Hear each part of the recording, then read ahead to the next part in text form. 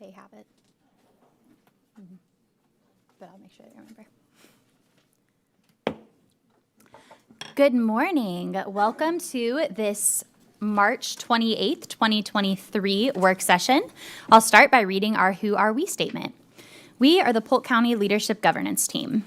If we were to pick one phrase to define us, it would be student-centered, because when we come together to work, we lean on our diverse backgrounds and experiences to ensure that our decisions are focused on providing a high-quality education for all students.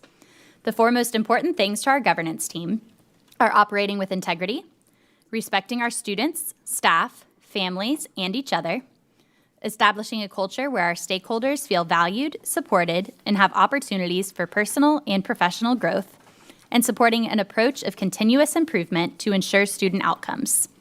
Collectively, we need to work on behalf of the children we serve and find avenues of agreement so that we can govern the district in an effective manner. There is no acceptable alternative. We will always collaborate in a respectful manner in order to enhance opportunities for each student and staff member. We will not disparage others. Our students will thrive because we will remain committed to supporting the whole child. We hope to engage and empower our students and stakeholders to create a community of lifelong learners. And with that, I will turn it over to Superintendent Hyde. Good afternoon, Madam Chair, members of the board, members of the staff and community. Thank you for being here. Today's work session, as you know, as part of our new pattern, we'll kick off with the Freedom Tour. What a great name to start off our meeting with today. So our first two presenters today are our community-based partners, and so we'll invite them up to the podium to do their presentation, and then we'll save questions till the end if possible. Thank you so much. Thank you all for having me. My name is Bobby Williams. I'm founder and president of the Freedom Tour. Obviously the CEO, which really means custodial engineer officer, which really means sweeping floors, mopping floors, and picking up trash. But thank y'all for having me. I just want to kind of tell y'all who we are, what we do. Some of y'all know me. I mean, I grew up with Lisa. I've been working with Sarah Beth on different things, and Justin I know of. We're in Lake Wells, but I'll get into more of that. But thank y'all for having us. Just want to kind of explain, tell you what we do. We work with the school board a lot. But our mission is to alleviate hunger and food insecurity in our community by providing access to nutritious food and individuals and families in need. We actually started in 2016 under a porch in downtown Winter Haven, feeding 5 to 10 homeless people. In 2018, we took a church over in Eloise, started doing food pantry, hygiene products for people. Obviously, everybody knows what 2020 was. It was I call it the opening weekend of COVID. But what we started there, you'll see in that picture in that slide, the opening day of COVID weekend, instead of doing church on Sunday, we decided to feed people. We had literally 1,500 people in line trafficked. You see the traffic, that's Snively Avenue. It's going to 17. It was backed up all the way to Eagle Lake, all the way over the bridge, and all the way into Juanita. In doing that, we had to create different strategies because, yes, we can be doing a good thing, but our neighbors don't like us. People coming home don't like us. Traffic don't like us. So we did that. In doing that, we grew to where we took over, and actually October of 2020, we took over the old Sears building at Eagle Ridge Mall. So right now we're in the Eagle Ridge Mall, the old Sears building. We got a 115,000 square foot facility, which we provide for outreach. We're just not a food ministry. We do disaster relief. Right now, actually, last night, midnight, our truck just got back from Mississippi. Y'all see the horrific damage done there, tornado. We put food, water, tarps, all kind of necessity they need in there. Then actually, this morning we reloaded him. He's back in Fort Myers this morning for whether you want to call it an anniversary, but it's a 6-month anniversary since Hurricane Ian hit. So we do a lot of that. One of our biggest we contribute to and help is PEP, the Polk Education Partnership of Winter Haven. We provided it, and actually Steve Warner reached out to me in October, sometime in 2020 during COVID. Polk County was already providing some meals for the kids, and we had access to more food, more nutritionist value. Back then it was a farm to family box, had everything you think you need in it. So we started working with PEP doing food drives. And one thing we do, most people don't know, we do everything for free. There's no charge to what we do. We don't charge per pound. We don't charge for trucks, delivery. And actually these PEPs, we still do them today. We're still working through them today. Every Friday we provide a refrigerated truck to one of your low-income schools. Steve chooses them. There's like 6 or 8 of them. I think it's Inwood Elementary, Garner, Snively, a couple more in there. And we provide a perfect meal that the kids can take home. So we do that every Friday throughout the year, except for different holidays, and obviously the Fridays we try to change them Thursdays. But also we work with response to data. We do 100 snacks for school use. We did that back in October, I believe.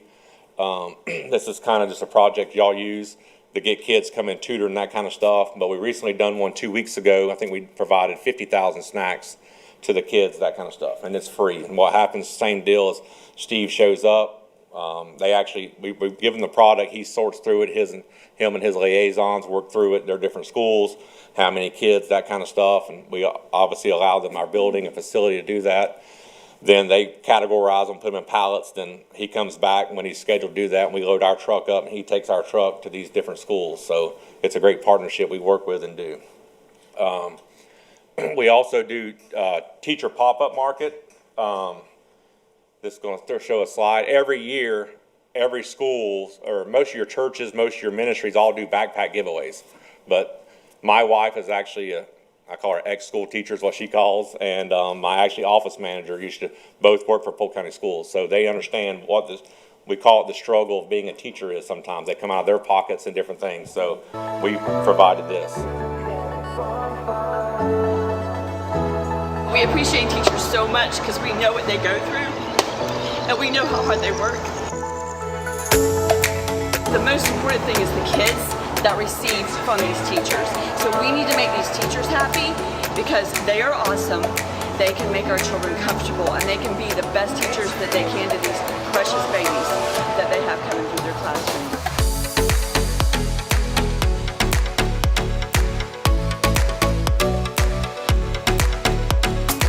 Can't wait. Can't wait here early. So we got here the first early. one's here.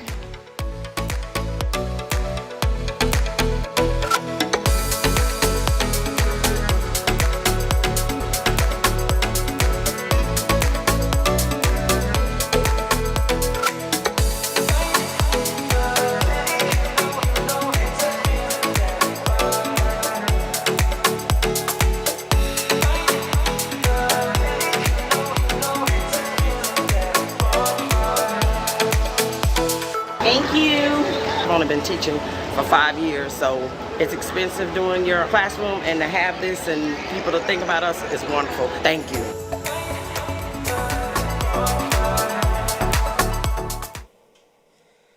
So obviously it was a great event we put together, and it's like a market. So we just created our facility, laid it out with tables everywhere, and just let them come choose. I think we let them choose 20 items apiece, and it was office chairs, gaming chairs, filing folders, files, everything you can think of that a teacher needs.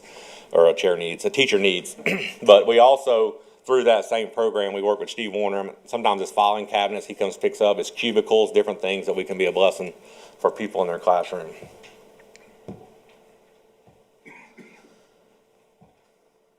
But we also work with the Polk Educational Program of Winter Haven. We work with farm workers and migrant services, the HEARTH program, the Tassel program, and Kids Pack. Kids Pack obviously does a lot of meals, the weekend meals for kids. If you're not aware of that, you may be. They come in, provide the meals for your kids, but we sometimes provide them food for their meals. Then also, because we're in Lake Wells and they're in Lakeland, we actually work together in distributing products. So all the schools of Lake Wells comes to us. Then we, on a certain day, pick to choose, and we drive out and deliver all their meals to their schools for them. So it's just partnerships we work with. In 2022, we did 14 million pounds of product, 3.5 million meals, 300,000 to families, individuals served. And we're continuing that. I think the month of February, we done 1.5 million pounds of food and services to the people of Polk County and surrounding areas. So if you have any questions, or we're going to do questions next, after. Questions. Well, I'll wait. Speaker's list is not populated. I have a couple questions, and mostly for Steve, if he'd follow up with you. The current size of your current location, do you utilize all of it? Yes, sir. We're slap full. You are? Yes, sir. Okay. I need a bigger Never mind. facility. I was hoping to see if we couldn't negotiate some space there to expand Tassel But yes, and that, provide some other alternatives. no, we will do that. We will make it happen. Perfect, and let's have a conversation about that. And if I ran the numbers correctly, and I know that your total calculation of the number of total pounds of food that you've donated since 2021 has been 439,000. 100 pounds of food. If you had to estimate, what percentage of that would be school-based or student-based food? Majority of what we do. Most, them numbers you gave him? Yeah, from the food pantry? Yes. Yeah, that's all your numbers. That's all ours? That's all your numbers. So just to give the board some context, the U.S. Department of Agriculture estimates that the price per pound, when you include fruits and vegetables, averages out to $1.87 per pound. So if you multiply that by that 400,000, they've donated just shy of $1 million in food to our students and their families throughout this program. I think that's important because the board has always looked at the community liaisons as far as what are we creating out of this as a result, what opportunities, what revenue, and is coming as a result of this. But I think that's a unique number, almost $1 million, just under 900,000 in fact. So kudos to you. Thank you. Thank you very much. That doesn't include bookshelves, all the other stuff that we provide too. So, But if we could figure out if there's an opportunity for us to further discuss some shared space there so we could expand Tassel, I know that they would be incredibly happy to do so. It would make it easier for our schools to gain access to the facility as well. we'll be glad to. I've reached out to, we work with Polk County Sheriffs and Grady Judd. We work with the county. Like when a hurricane come through, we offered space for them, different thing for water, different capacity. So no, we stay full, but that's a decision I make. I can say yay or nay to this load or that load, capacity, but if I don't want you turning away food. Well, I don't. Well, it ain't all food. Something else out. Well, right now, 50% of our capacity is hand sanitizer and wipes, and I'd be glad you can have it all if you'd like. But we're slowly, we're not slowly. We do 3 semis out a week of just hand sanitizer and wipes, still distributing it, that kind of stuff, getting it out. So Thank you. But no, you're welcome. I see Ms. Miller.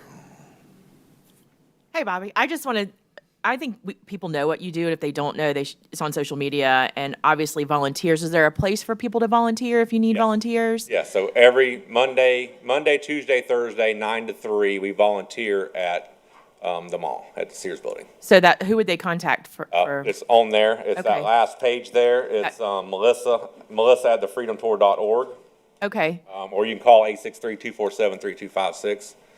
So hopefully we'll help get you some volunteers out there. I just appreciate you, living and doing, and a lot of people talk about doing, but you're one of the people that do it. So Well, that's what we had a conversation earlier that, the problem is there's many talkers, there's no doers.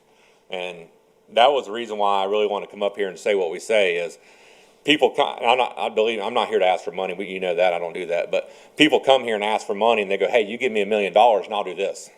And they talk the talk, but then when they get the million, it's questionable what they do. But we've always been the ones, we'll show you. We're moving, millions and millions of dollars of product every week, every month, every year for free.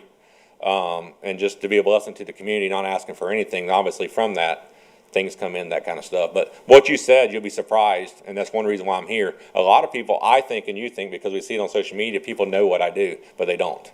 We were just talking earlier, just to her. She's like, I was in a meeting and they were talking about this. And said, Bobby, the Freedom Tour. She's like, who is this? Who are them people? So she says she was surprised of not people knowing. So she made them aware. So really, I'm glad that we can use today to help get the message out, and hopefully we'll get you some more community support and volunteers. yeah. And off of that, I forgot. Tomorrow we're doing a shirt and tie venue. So all Polk County schools tomorrow can come from 2 to 8 p.m. for shirts and ties. They get like 3 shirts, 3 ties, real nice dress shirts, butting up shirts, whether it's for graduation, Easter, job interview, whatever. So it's all free. All the things, the kids, Polk County schools bring their ID. They get to come through. They get 3 shirts, 3 ties, and get to take it home with them. And that's at your location. That's at the Lakewell. facility tomorrow. Yes, ma'am, from 2 to 8 tomorrow. Yes. Thank you. You're welcome. Jeanette, make sure you connect him to Jason Geary or Kyle Kennedy. We want to get that on social media as well, and get that advertisement out to our students and families. Thank you, sir. You're welcome. Thank you. We have Ms. Fields next. I don't really have a question. I just want to thank you for your ministry, because that's what it is. And I wanted to thank you for just being inclusive and not just serving one pocket of the county. Because if you're allowing the community liaisons to come in to get some of the goods, then that means that it's spread throughout the school district. So thank you very much for that. You're welcome. And I have Mr. Sharpless. Thank you. First, I just want to say thank you. Truly, thank you. I think it's something that's really important to highlight. If we went back to that slide of all the different organizations that you actually collaborate with. Right. This isn't many times in your field, people work in silos. Yes, sir. And I really like the collaborative nature that you have, and supporting existing groups. I appreciate that. And also, thank you for just opening your doors to let people in the local area to come in and help serve. I know, a lot of, I'm from around that area, so I know a lot of people go in there and they help, and we just appreciate you and everything you do, truly. And that's just a list of what we do through Polk County Schools. I mean, we obviously work with the Boys and Girls Clubs, a lot of churches. We still do food drives. We do anywhere, like, I think month of February, we've done 90 food drives throughout the county. So we're in Frostproof, Lakeland, Mulberry, different places all throughout the county. And a lot of people just reach out to us. So to me, I was providing more just Polk County Schools, what we do for Polk County Schools, but what we do for Polk County is obviously a lot greater. I think we work with like 30, 40 ministries throughout the county. Bobby, you also support McLaughlin Middle Senior. Yeah, McLaughlin Middle Senior, we're there probably at least once a month. Every time they do a PTO meeting, I guess they still call them that, I'm not sure, but whatever, or they're doing testing results, whatever, they ask us to bring the truck there with food and stuff. That way the parents will come to the meetings. It's just a way, the principal there works with us. So then we obviously work with all the school resource officers from there. They come pick up candy, they come pick up drinks, snacks. Every time they have a field day, we help them with that. And obviously we're fixing to do now, working with Steve also we've got a bunch of Powerade and Propels and sports drinks. So we're going to be working with getting that into the schools. So get pallets of drinks to all the schools, athletics. Thank So you. yes. Mr. Nolte. Just like to concur what everybody said and keep up the good work. You're definitely a blessing. And if you need some golf clubs, I can run some over there to you and get them golfing. So anyway, but bless you and keep up the good We give work. away anything. We're not just limited to food. I mean, it's crazy. The people think that we're short on food and the economy and we're short on products, and we're really not. Really, you're short on logistics and money. I can bring anything from around this country. I mean, we get anything from video games to bicycles to furniture to household goods to grills, batteries. I mean, even to the tornado victims, we sent 4 or 5 burner gas grills out there. We sent a whole pallet of AA, AAA batteries. And a lot of that stuff, it comes free to us, but obviously we got to logistically get it here, that kind of stuff. So yeah, bicycles, motorcycles, all kinds of stuff we get donated. It's good, and that way it gives us a way to give back to the community. You're doing a So, great yes, job. Thank you. Keep up the good work. Thank you. Dr. Allen. Yeah, I'm just, following up as well as here and, thinking about the list that you're working with and the way that you've expanded on that. I've just seen some social media and some connection with Sean Fielder at the Refuge, a great individual leading that group as well. So appreciate what you do. You put this nice image in my mind, like Steve just shows up. It's like, and you said that multiple times. He's like just teleports, does. just shows up. So Walk around the corner and he's standing there and yeah.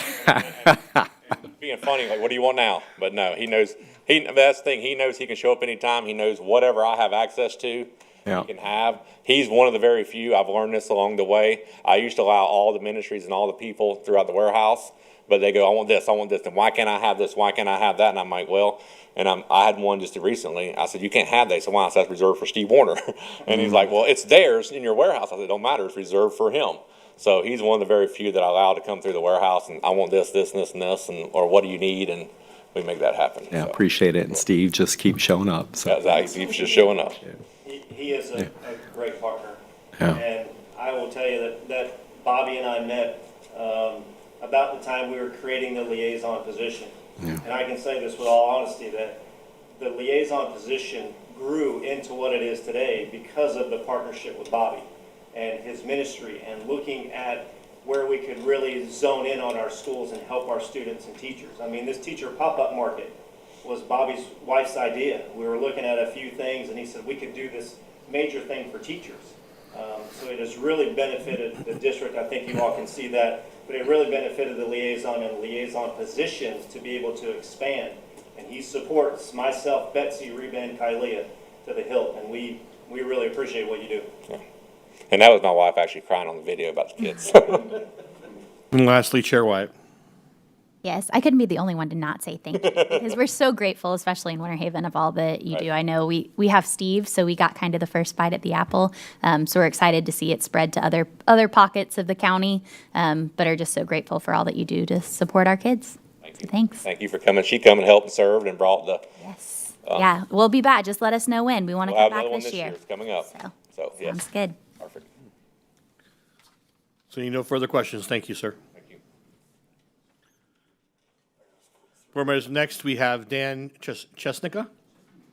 Well, that should be easy to follow. Hello, everyone. My name's Dan Chesnick. I'm from Theater Winter Haven. Thank you so much for inviting me here.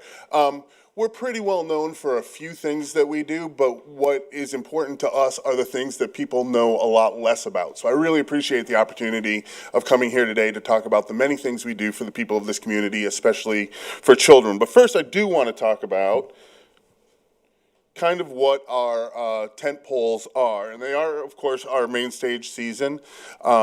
We do each year 5 large-scale Broadway-style shows on our main stage. We have a second stage where we do 3 additional shows there. We have a professional series where we, like the Straz Center, invite traveling professional theatrical groups to come and show shows at our theater. And we even have one tonight, our tribute series, where each year we invite 9 or more tribute acts to come to the show. I mention these because these are the tent poles that holds everything up. These, each year we welcome over 50,000 residents and tourists who come and see our shows there. But it's the things that you know less about, our larger goal, that we're really very proud of, and that's what I want to focus on here today. Although, even on our main stage shows and our second stage shows, we do have a strong focus on young people. For example, Matilda will have a cast full of kids from this community. Descendants will have a group of teens. All Shook Up will largely be populated by teens. So we are serving our community in many ways for that. But the things that we're really proud about are our academy. If the main stage and professional series and second stage are the heart, this is really the soul of our organization. Each year we do 2 fully blown academy shows that are populated by kids within our community, and not just on stage, but also our backstage technicians are also all kids under 18 years old who work through those things. They do 9 performances each, and they're generally seen by over 2,000 school kids who come in, who are bussed in and come to our programs in there. For many, it is their very first theatrical experience that they've had, and sadly for some, it'll be their very last, their only, that they have during that time. We make it affordable to everyone, even going so far as to often paying for the buses to bring kids in. We have our Drama Time Live. Drama Time Live is a program we started a few years ago that goes to second grades throughout Winter Haven and helps teachers with our reading program. This was an evolution from what used to be our Troop in the Trunk program, where we would send plays out to various schools. But in talking with the teachers, we wanted to make it more germane to what they were doing. So these students actually are linked into the curriculum that is happening in that second grade, where we help with the reading program, specifically as it revolves around fables, and it hits right at the right time for us to support those activities that are happening in the school, something we worked out. Sarah Beth was very involved with all that as well when we first brought that on. We have a group of homeschool students too. I mention this because during the pandemic, this gave us a foundation to really expand and help with what we called our Ovation program with kids who were at home, either doing the Polk virtual or doing the e-learning program. They could come in. We set up a whole classroom, a socially distanced classroom, where they could do that. It wasn't as successful as we had hoped it would be, but because we were working with this organization, we knew that we should lean on Polk Virtual and we should learn on e-learning as our favored platforms to be able to do that, and it gave a great opportunity for us to continue to do great things in the community. We have our Saturday Players. Our Saturday Players are one of many programs that we have designed exclusively for our students, and the important thing about our programs for kids are that most of them whether they're master classes, Saturday players, or any of the after-school programs we do. Most of them are completely free to our students. We welcome everyone. If they're not free, we have a series of need-based scholarships that will allow students to participate in those programs, because we in Winter Haven, Theater Winter Haven, have made the commitment that no member of our community is going to be excluded from the arts because they can't afford it, either as a participant, as you see in all this, or as someone who is watching the shows. All of our preview shows are open to all Polk County students. If they come and they show their ID on preview night, they can come in and watch any of our shows for completely free. So this is a hardcore commitment that we are locked into. Our summer camps are wildly popular here. Each year we have nearly 200 students that participate in different aged appropriate camps. We've changed it a little bit this year. It was all kind of compacted in June.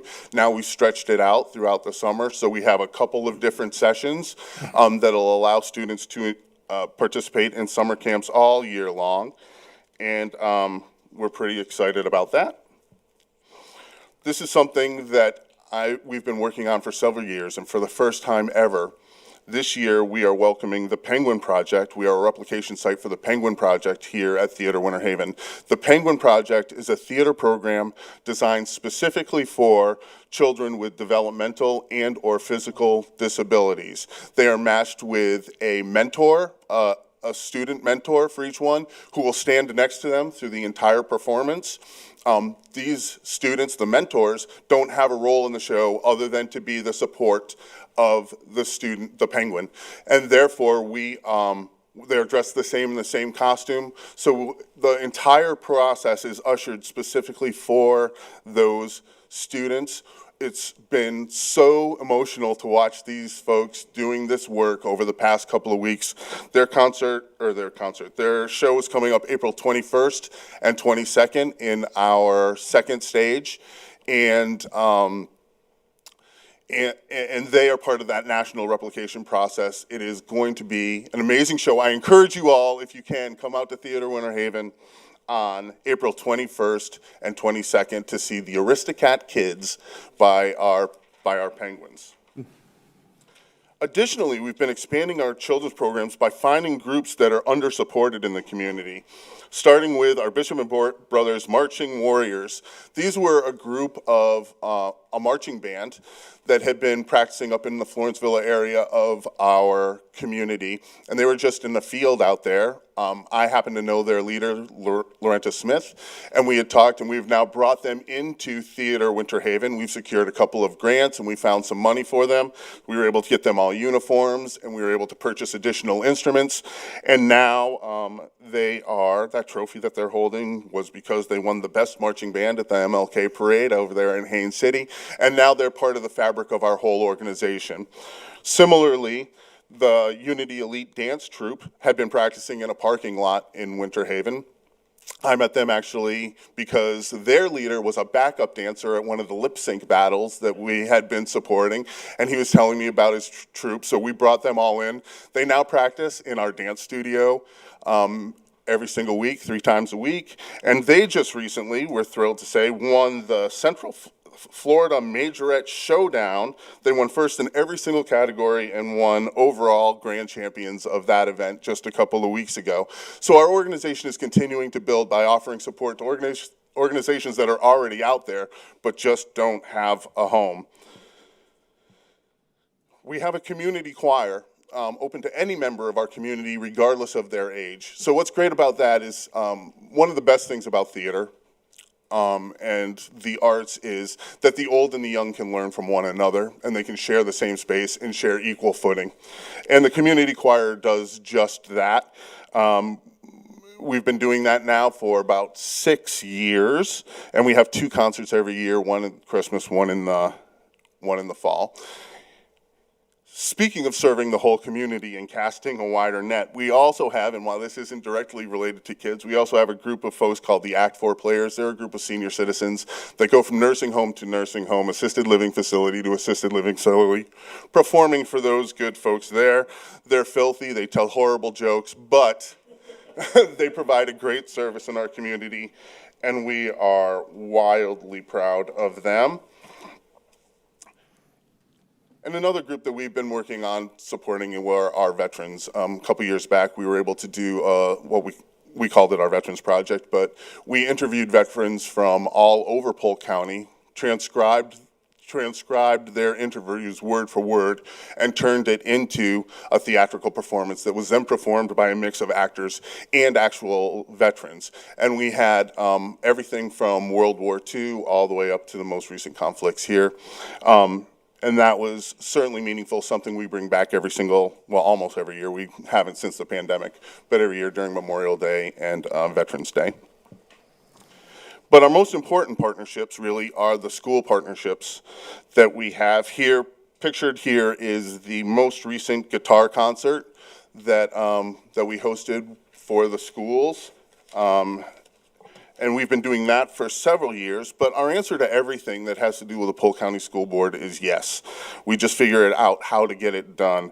Other examples of some things that we have done in partnership with the schools are the Harrison fundraiser we did all together now, where we split the revenues from that concert with Harrison School for the Arts.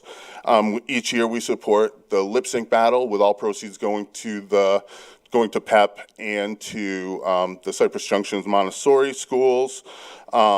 You cannot go to a show in Polk County at any of the theater departments without seeing props, costumes, lights, sets, all supported by us at Theater Winter Haven. We open up our warehouses to any member or any school that needs help. We've provided backdrops for the Teacher of the Year celebrations throughout.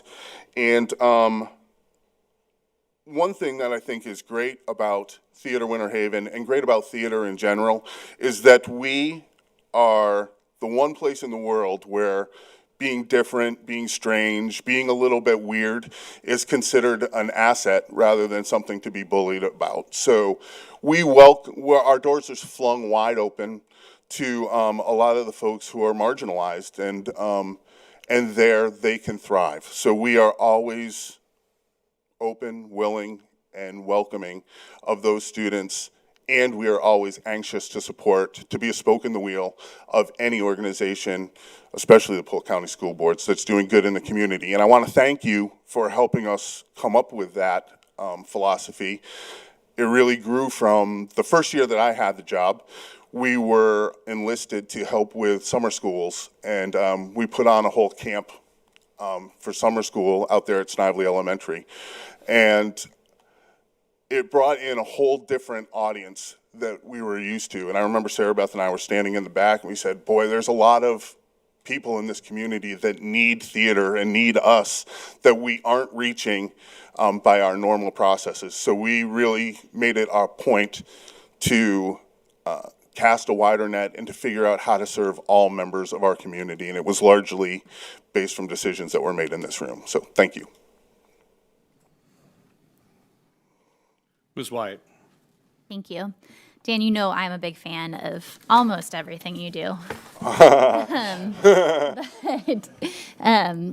I just wanted to highlight, too, some of the experiences that I know you talked a little bit about the tech team, but can you talk a little bit about where some of those students have ended up that have started working backstage, that it's not, it's a great place to volunteer and hang out in their early years. But I don't think there could be a theme park in Central Florida that could operate effectively were it not for the lessons many of those leaders learned at Theater Winter Haven.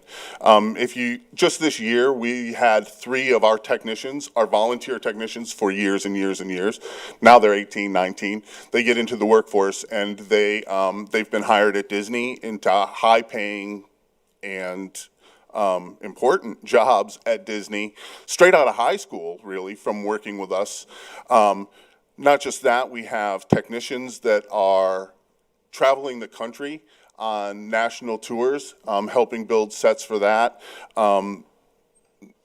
If you look at the entire country, it's not just our technicians, too. It's also people who volunteered in performance jobs on Broadway. There are 3 performers on Broadway right now that came through Theater Winter Haven. So we are really an incubator for people who are finding a lot of really great jobs out there in the community in the performing arts after their tenure at Theater Winter Haven. Thanks. I know we always highlight, when somebody makes it on Broadway, we always do a post, but there's so many technical. There's more technicians. There's Art. more technicians who are making a career out of their experience at Theater Winter Haven than there are actors who are making a career out of their jobs. And they probably get paid more, and they probably have more security in their jobs as well. Thank you. Ms. Miller? Hi, Dan. Hi. I want to encourage people to take a tour of the theater if they haven't. I got to see the Black Box Theater, which I thought was really interesting. And I want to say that, and it's because I'm from Winter Haven and watched that theater grow over the years, but what you're doing now is probably greater than any other municipality as far as including all of your community, which I think is so important. How do we get tickets for the performance on the 21st and 22nd of April on the website? They're available on the website right now, Okay. and we'll make sure you get in. Yeah. I appreciate it so much. Thank you. Ms. Fields? How do you do everything? I mean, there isn't anything that you have not described that you do. Well- And I know that's a heavy, heavy lift. So my question to you is, what is your operating budget? And how do you basically bring in your income? Our operating budget at the moment, it fluctuates a lot, but at the moment it's about $1.2 million.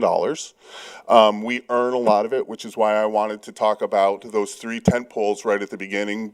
But we also, it's important to mention, our entire season is only $108 to go to all 5 of our shows. So we artificially keep our prices low because we know that a number of our community members are on fixed incomes, and as we said, it's core value that no member of our community is going to be excluded from the arts because they can't afford it. So we do make some money on the ticket sales that we have for especially our professional series and our Tribute Tuesday series. We have a number of grants that we apply for. We get a number of gifts. We get about $100,000 in donations every single year just for members of the community, $5, $10 at a time. That's how it's funded. How do I do it? I don't. We're largely a volunteer organization. We log in over 20,000 volunteer hours every single year.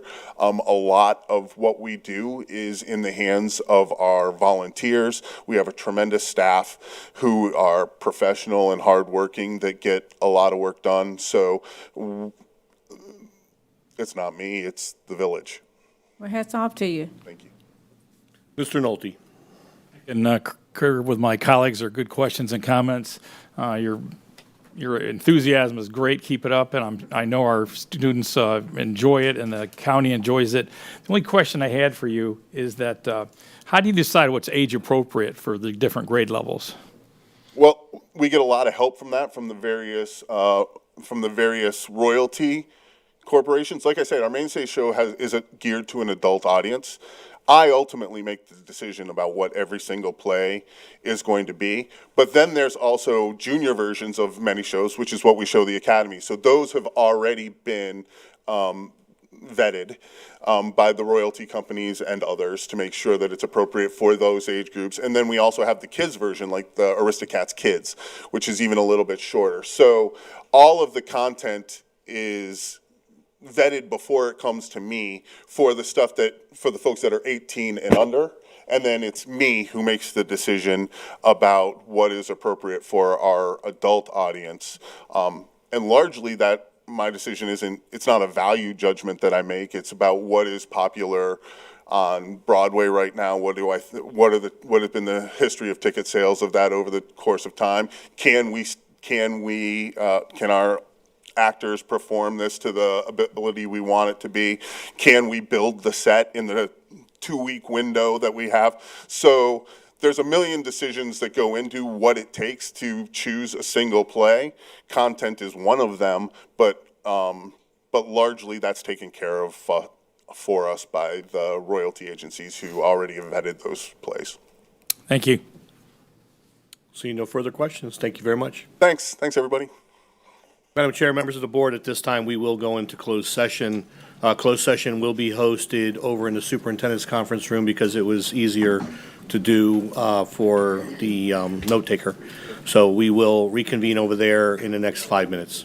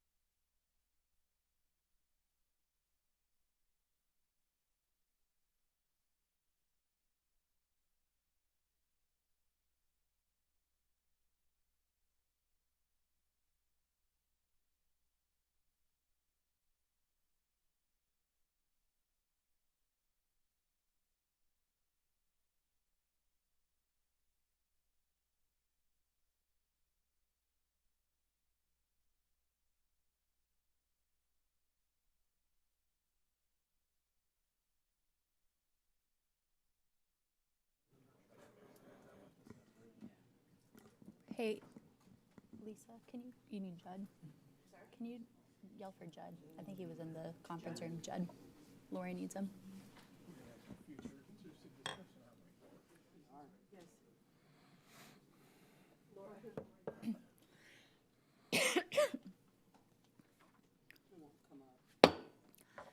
And we are back. I will turn it over to Superintendent Hyde again. Yeah, Madam Chair, members of the board, members of the community and staff, thank you very much. I will thank our community for their patience while we went into closed session to discuss several topics. At this time, I'd like to bring forward Jennifer Rouse, Senior Director for Professional Development, and John Hill, Director over Leadership. The board will remember, that several months ago, we had a long conversation about our Leadership Pipeline program and the fact that many of our people were completing the program but not being successful in placement in school settings. And there's a lot of reasons for that. So I did challenge the team to go back to the drawing board to create a model that would, and one of the concerns that we had, and we heard from many candidates, was they weren't getting good feedback. That I go in on an interview and I'm told I did really great, but I'm just not I'm not a choice for right now. And let's be honest, that's a polite way to say you really weren't ready. And so we wanted to make sure that we created a system in a format that provided explicit feedback, and then more importantly, an opportunity for that individual to grow in that area to make them more competitive should they seek a position in administration in the future. And so these two took on that challenge, and they're here to summarize that for you today. We are going to recap just some proposed revisions we have for our lead plan. But real quick, we want to recap what it is. So it describes our level 1 and our level 2 development programs for our aspiring leaders. So level 1 are those, thank you. Level 1, is that better? Thank you. Is for those who are teacher leaders aspiring to become assistant principals. And then our level 2 professional development program is the Principal Intern Leadership Academy, and that's for our sitting assistant principals who aspire to become principals. And those are our comprehensive programs and how we grow and develop their skills. Our lead plan also has a component where we describe the screening process for our assistant principal and principal pools, and it describes the district selection process for open administrative positions. The Florida Department of Education, the last required submission for formal review was 10 plus years ago. So it was time for us to make some internal revisions to accomplish several things. One, to align the plan to the district strategic plan and update terminology to increase coherence, and also to ensure that the plan meets the current needs of the district. So Mr. Hill spearheaded a Leadership Development Advisory Committee, began that this past June. It's comprised of many district leaders and school-based leaders who gave input, and that was under the guidance and direction of Mr. Green. They met numerous times throughout the year and have come up with recommendations, and that's what we're here to share with you today. Okay, thank you. So the first thing we want to take a look at, and we really want to spend most of our time on our Aspiring Leaders program. That's our level 1 program. So if you take a look at our current prerequisites for that plan, you see that our teachers self-select and they apply for the program. The current plan, they have to have 4 years of teaching experience. professional certificate with education leadership, an effective or highly effective overall evaluation, and a principal endorsement in order to apply for the program. And the program consists of seminars. This year we had 12, and a leadership portfolio. If they complete that successfully, they receive an ALP certificate. The proposed change this year is there's really only one change that's it's in our minds not terribly significant, but it's important that you know. We did go from the 4 years to 3 years of successful successful teacher teaching experience because we wanted it to align with our level 2 principal intern program. And so we just thought for coherence and to ensure that it aligns, that change was necessary. In regards to how we approach the pool screening, currently the prerequisite is a teacher leader self-selects and applies. 8, they need ALP certification or a certificate of completion, an effective or highly effective overall evaluation, and of course a principal recommendation. And you'll see that there is no change in regards to those prerequisites. Here's where the change occurs. Change occurs when we take a look at the assistant principal pool screening and selection process. So I'll go through this quickly. On the written side of the screening, they write, our ALP cohort members write 4 significant leadership experiences, and they are aligned to the Florida standards, and we picked 4 of those for them to write to and speak to. And then there's 2/3 of that written screening is scored. Then they have a supervisor rating. The supervisors use a rating instrument, and 1/3 of that is scored, and then there's a combination of the two. And so there's an average score of 3.0 or above that will move them on to placement, or rather into the interview screening component. So there's the written, and then there's the interview. An average, anybody that receives an average of less than 3.0 will delay entry into the AP pool for a year and work through a professional leadership development plan to be able to reapply. And that process is currently a year-long process. On the interview screening side, they will respond to 6 targeted interview questions aligned with 6 leadership standards. Average score of 3.0 or above equals placement in the AP pool. Average of less than 3.0, again, it delays their entry into the pool, and they have to work through a leadership development plan in order to be eligible to reapply. And that currently is a year-long process. So I'll go through this process again, and so we've made some changes here. I'll go through the changes and then speak very briefly about the reasons why we made the changes and thought they were the best approach. So on the written screening side of the screening process, they write 4 significant leadership experiences aligned to 4 leadership standards. Then they receive specific actionable feedback along with a numerical rating. And these entries are either deemed less than adequate, and if they're deemed less than adequate for readiness to entry into the pool, an aspiring leader and their mentor will engage in a coaching process utilizing that specific actionable feedback. All applicants will proceed to the interview screening process. So we have leveraged that to be a developmental piece in our Level 1 program. On the interview screening side, they will respond to 6 targeted interview questions aligned to 6 leadership standards. Once they complete that, they will get immediate specific feedback, and that'll be actionable feedback, and they'll receive a rating. So if they receive a rating of adequate or above, then the feedback will be affirmative, and they'll be ready to move forward. But if they receive feedback that says that they are less than adequate at this time in terms of readiness, prepared for readiness into the AP position and the AP pool, then they go back through the mentoring process right away. So again, they're provided immediate actionable feedback, and they work with their principal or their mentors so that they can grow and improve, and they will be able to move forward then for placement in the pool. So, very quickly, a number of the overarching reasons why the change we feel is necessary. This change validates an aspiring leader's body of work and makes it the determining factor for their placement in the AP pool. Number two, it provides principals who are responsible for developing school-based leaders and succession planning the authority to determine an aspiring leader's level of readiness for placement in the pool, AP pool.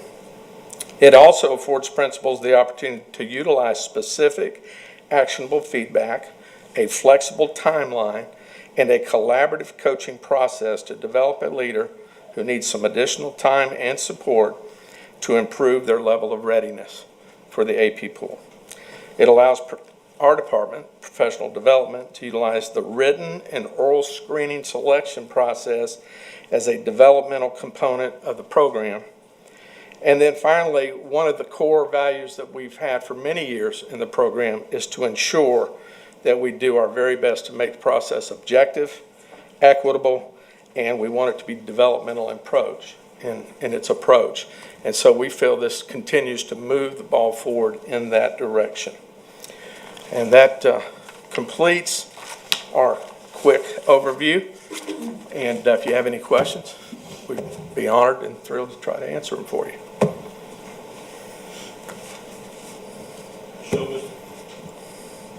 Ms. Fields?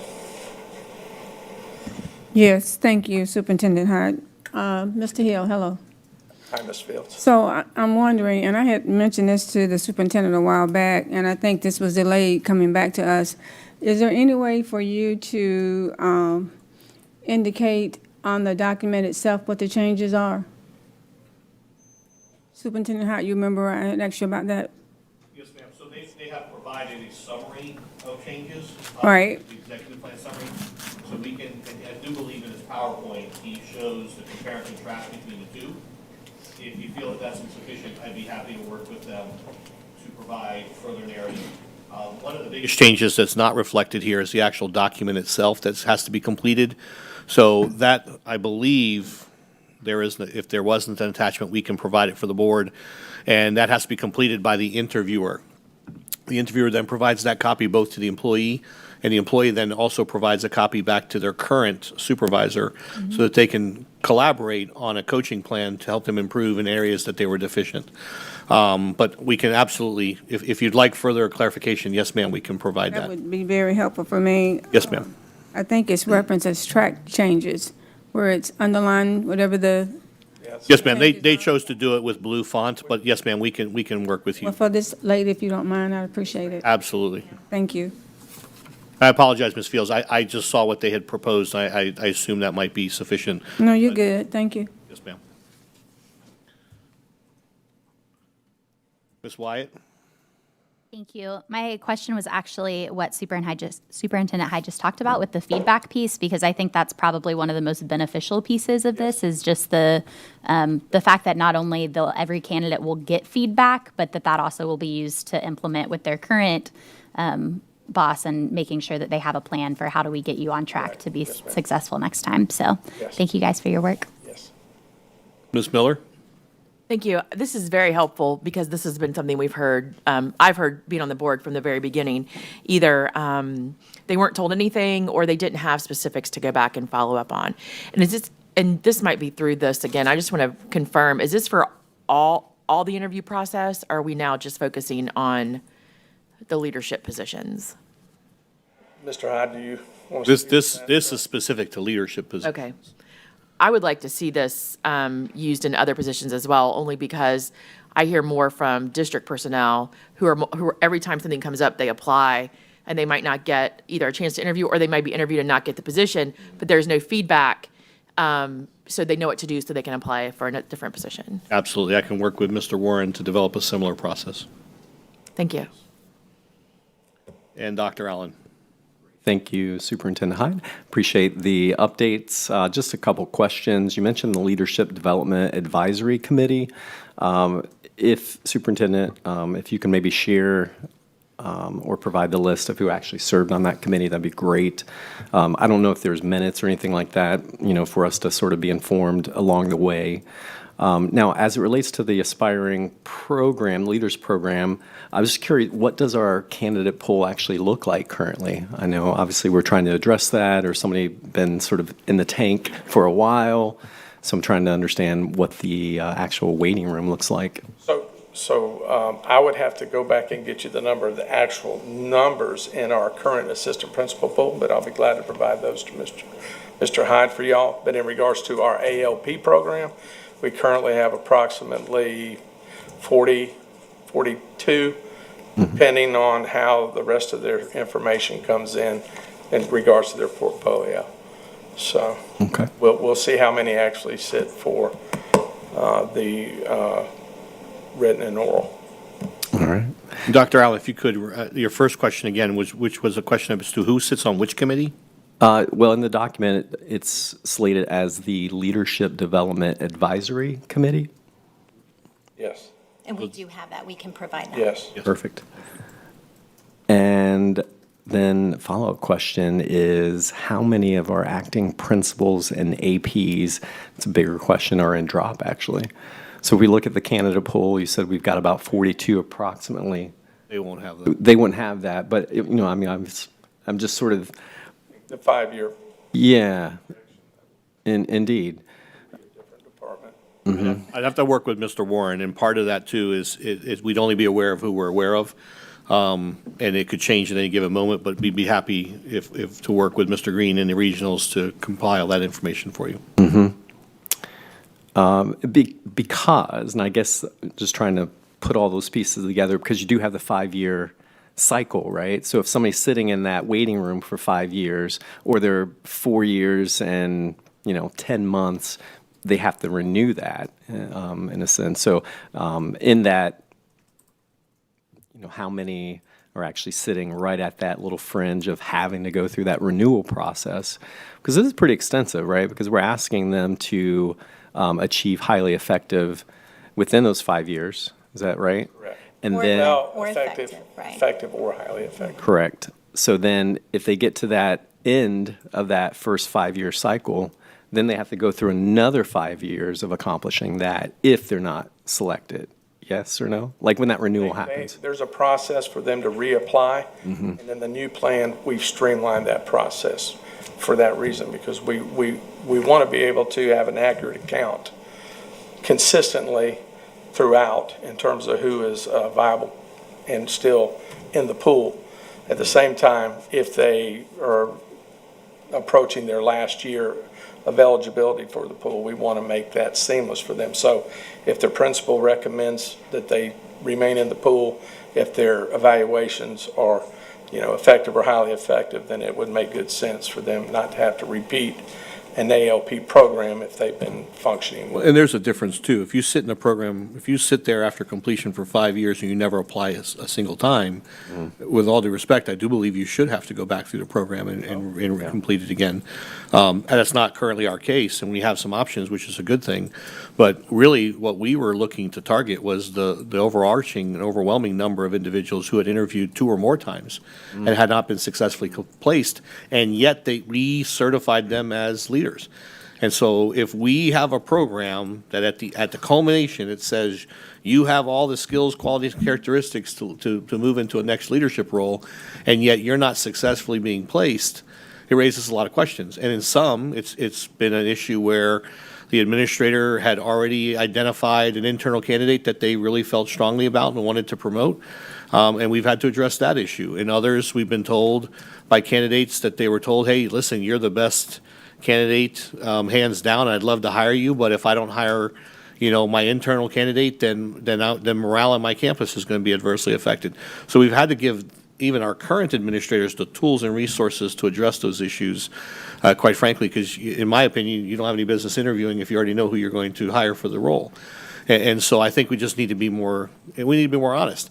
When you talk to many of these candidates, and many of whom our candidates who were frustrated and I know that John had to go back out, and one of his directives was to interview multiple candidates who had been interviewing and not been successful to get explicit feedback from them. What kind of feedback are you getting after an interview? Well, I'm being told I did really well, but I'm just not a good fit. So that's an excuse we use because we don't want to give people critical feedback, and we're being overly sensitive. Now, that doesn't mean that we should give feedback in a manner or deliver the feedback to an individual that is basically going to break them down, right? That we don't need to be disrespectful, we don't need to be unprofessional. But we do need to be direct, and we do need to outline for them, okay, if you're going to really move into the next level, here are some deficiencies that you have, and we need to make sure that we address those. So that was the focus of this. And I think you're asking other questions, which is how are we establishing that bench for future positions? And I think they do go hand in hand.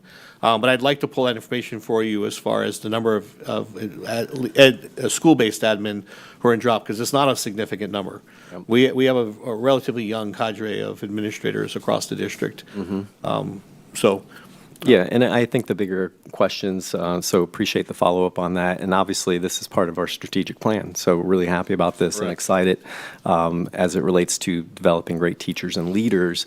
Was just reading this week, a lot of the national attention has been focused on the teacher shortage. But nationally, we're faced with a principal shortage as well. So I appreciate the work on this, and I think this is something that we need to consider as we really think about the waiting room and making sure that we're prepared in a sense. So appreciate it. I have 2 follow-ups based on boards. Mr. Warren will work to get me the list of drop school-based administrators, assistant principals, principals, and deans. We'll go that far if that's okay, Mr. Warren. And then for Mr. Hill, we'll get a better comparative summary of changes in the document that we're submitting to the state from Ms. Fields. Track changes. Yes, sir. All right. I see no further questions. Thank you both. Thank you. The next item before the board is Incident IQ. I'll ask Ms. Ann Pasco to please come forward, Assistant Superintendent of Information Systems and Technology. As she comes forward, what this does is it essentially takes over and creates a new help desk ticketing process for our students and our staff. This is where students and staff can submit technology issues, complaints, concerns related to not only device functionality, Wi-Fi connectivity, but also where they could submit requests for certain software or curriculum to be reviewed. Because we have a very restrictive network at this point, and we do encourage students and staff to submit things for us to review from time to time. We have a very fast turnaround on those, typically anywhere from 48 to 72 hours in many instances.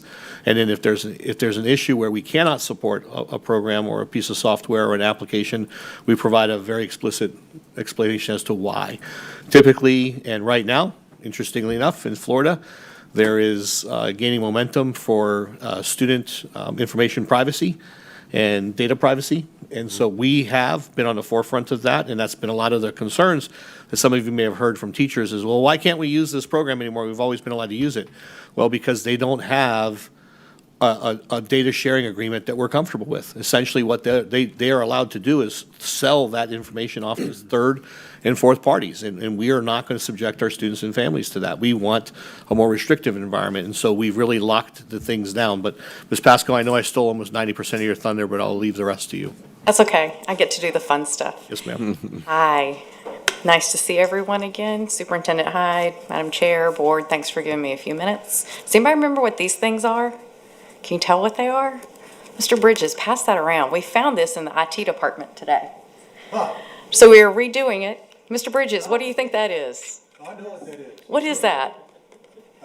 Those are the cards that I used in the program for academically talented students in Escambia County. Fortran 101. Yes, ma'am. Fortran COBOL. So those are punch cards. Interestingly enough, they originated back in the 1880s. No, you are not. No, you are not. We've had them since then, and that's how we originally did what's called informatics, which is collecting data, exactly what Mr. Hyde is talking about. And Those migrated to this. Anybody remember what this is? I've been told by my staff member this is his retirement and I can't open it. But this is 5.25 floppy disks. Remember these? Oh, yeah. And how many of you had these? Anybody have one that the top came across? You still have some? No? Look at Sarah. Look at Miss Wyatt. She's like, I don't know what you're talking about. I don't know what you're talking about. Saw those in the museum. This is what happens when you change offices around. So why do I bring these up? The interesting piece is exactly what Mr. Hyde talked about, is we get really focused in today, and we all have cell phones, you all have technology, but we forget that our systems sometimes are antiquated back on this old technology. And that's really frustrating. That's frustrating for us when we need help. I don't know about you, but when I need help, I feel insecure, and I want to know that somebody is going to hear me and somebody's going to help me, especially as we go one-to-one, and we want this to be an instrumental focus in the classroom. We know Varsity Tutor's been using it. Students use it. You all use technology. You have Mr. Spruce and Mr. Rollerson that help when the technology is not working, and we want to provide that for our staff, our students, and eventually our parents. So that's what this software is about. We currently don't have a help desk system that is robust as what we need for the environment that we are trying to implement and support in Polk County. We have a lot of students, and we know that they need this technology, and so do our staff. In the IT department, we need to be invisible in some regards, and we show up when something's needed. And the way we do that is through a help desk system. So this one is germane to K-12 environments, which is extremely important because we function very differently. We have a lot of technology in our district, and all K-12 districts are like that. So this one allows us to have this workflow for the hardware, the software. How many times have you said to someone, I need help on my computer, and you find out it actually wasn't a hardware issue, it was a software issue, and somebody else needed to address that. So this system lets us do that. The person who puts in the ticket can say what the problem is, and we can see the flow all the way through, so you're not playing the telephone game. Additionally, the person who puts in the ticket can see the flow. We all make mistakes, we get busy, so they can see if it gets stopped and can escalate and say, hey, my ticket got stopped, can somebody help me, this is real important. And those are important things for us to do. We also need the teacher to be able to submit it directly for the subject matter expert, because we have a lot of different technology, and a network manager can't know everything, and that's too much to put on them. So this lets us route that. If I put in a ticket as a teacher and it comes to the district office, they can say, yep, we want the network manager to look at something, or we know how to solve this, and it lets us get that response faster, which is extremely important. As you heard Mr. Hyde say, he has some expectations of how fast we're going to respond, and we want to meet that because that's important to us. It also lets your administrator have data insights. So we know if someone has submitted the same ticket 4 or 5 times, maybe we need to provide a little bit of extra training. And so it gives us that information so we're not shooting in the dark to figure out what to do. Asset management is extremely important.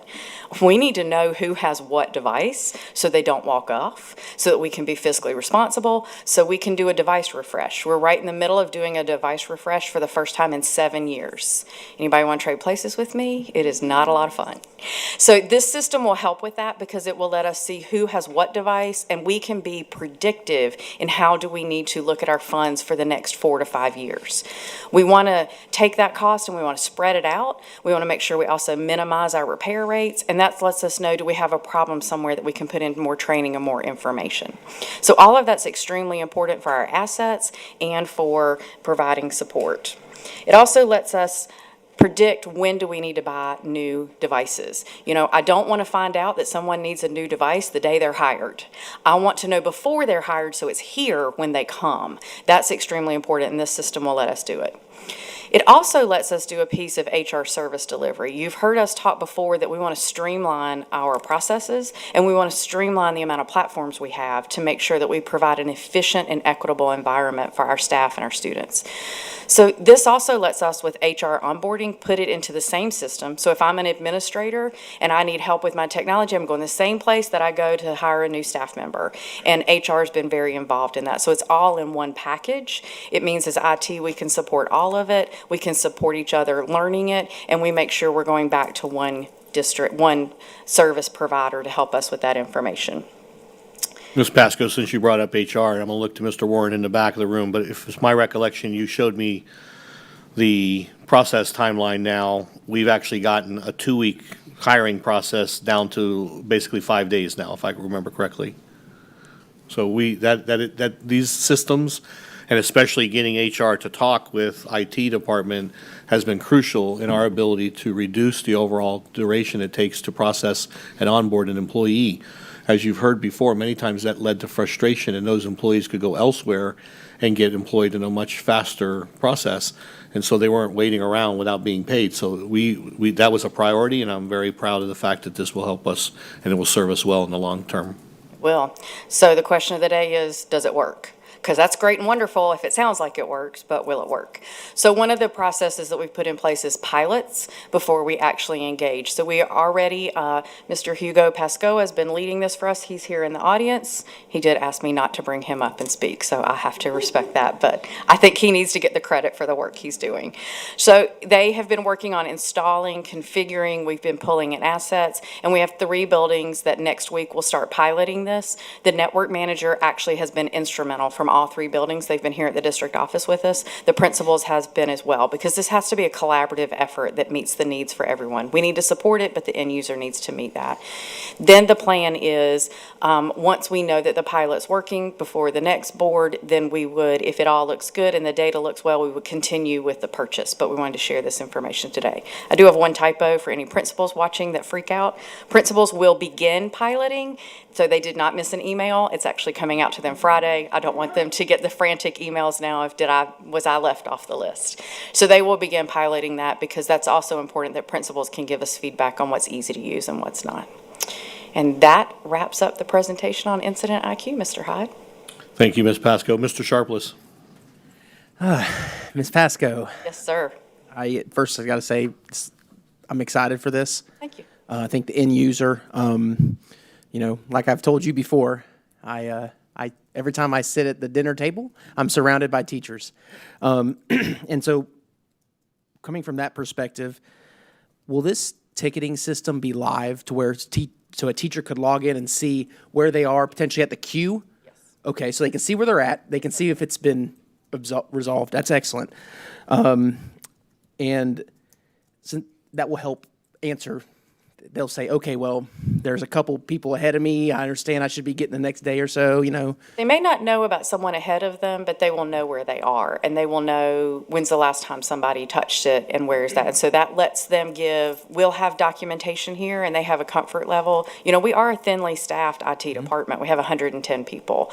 So sometimes it depends on how many more people are coming in or the time of the year. For instance, coming back to school, you would expect a longer wait time. The middle of the year, you would expect a shorter wait time, but it gives them very quick visibility that they can say to their principal, I think it's been too long. The principal can see the whole dashboard and can say, no, there's a lot more going on. Or the principal can say, I really need to get a hold of Ms. Pasco. This is taking too long. And they can escalate, and we can all see the same data. So it should make it faster, yes. So will the teacher be able to see, okay, I may not be able to see who it is, but I know there's 3 people ahead of me, or no? They won't see who's ahead of them, because that depends on the support. For instance, when I put in a ticket, it's going to go one place for software, one place for hardware, so that's where it's a little bit harder. I think the bigger piece is someone should be touching these tickets every day. Okay. If I go in and I have a ticket and it has not been Monday through Friday, let me clarify before my team gets a little frustrated. If it hasn't been touched with an update, that's a problem. And then they will know that, and we'll share that in training in August when we come back. So like I said, I'm excited for this. I think it's going to help our teachers and our staff. But one suggestion, maybe Superintendent Hyde look into our facilities department, look into something like this too, because I think it's going to be huge for, overall looking at ticketing and that kind of. If I may, this system also has a facilities component. And facilities was there when we piloted it in the beginning, or demoed it, and we are doing this now. And if it works well with EERS, which is very similar to facilities, then we are going to look at onboarding them as well. But we want to go slowly. I like to under-promise and over-deliver, so we want to go a little slowly on that. Thank you, Ms. Pasco. You're welcome. Mr. Nolte? Thank you, Mr. Hyde. Going along with Justin just said, you guys, you and your team are doing just a super great job. And thank you for all the help Judd and everybody gives me, because I'm an old dog learning some new tricks. And I can't say enough for you guys. A great team, great leader, and keep up the good work. Thank you. Thank you. Ms. Wyatt? Thank you, Superintendent Hyde. I know you're aware Superintendent Hyde got a little bit hammered by some high school students that were trying to figure out how they could request to get to some websites, several of them being, that this is a university I'm looking to apply to, or this is just something that got blocked. Is there going to be a component where students can also submit when they're working on papers and things, that this is a resource that I need, and that'll be rolled out next school year? Yes, ma'am. Okay. That's all coming through in the pilot, and we want to look at that. We do have some ingenious students who have figured out how to email me or email other people, so they know their way around. We've got a lot of pretty smart kids out We there. do, So. we do. Mr. Hyde hinted at it a little bit. Student advocacy is a big part of one-to-one, and we want to give them systems that they learn that advocacy component. And so this has been something that we've been working on all year, to how to give students that voice that they can do that. Perfect. Thank you. You're welcome. Dr. Allen? Great, thank you, Superintendent Hyde. I mean, that was one of my questions that I was going to ask as well. And then even just reflecting back on last night at our community conversation, we had a parent or a group of parents that were addressing, some concerns with their child's device. So not only are we looking at from a teacher standpoint and navigating that, we've got teachers. How about parents and families? Are they going to have access to that as well, as far as putting in some type of a incident? Or The system will handle parents, yes. Okay. And one of the pieces about looking at systems is we want to be scalable, but we also want to be intentional with our implementation. So that's why we're doing the three schools in elementary, middle, high now. Then we will broaden it in the fall to all schools, students, and staff. And then once we're stable and we know we can handle parents, we then will expand it. The last thing we want to do is say to parents, hey, you can come get support. And then to Mr. Sharpless' point, there's a ticket waiting because we just can't get to them. So that's the intentional part of how to go through. Absolutely, 100%. Great. And that issue from last night has been addressed. Yep, perfect, thank you. One of my earlier questions would have been, is this actually replacing something else from our past? But obviously, it's replacing the Cobalt and all those other things. It The is. 1.44 megs, by the way, on that floppy disk. I know very little.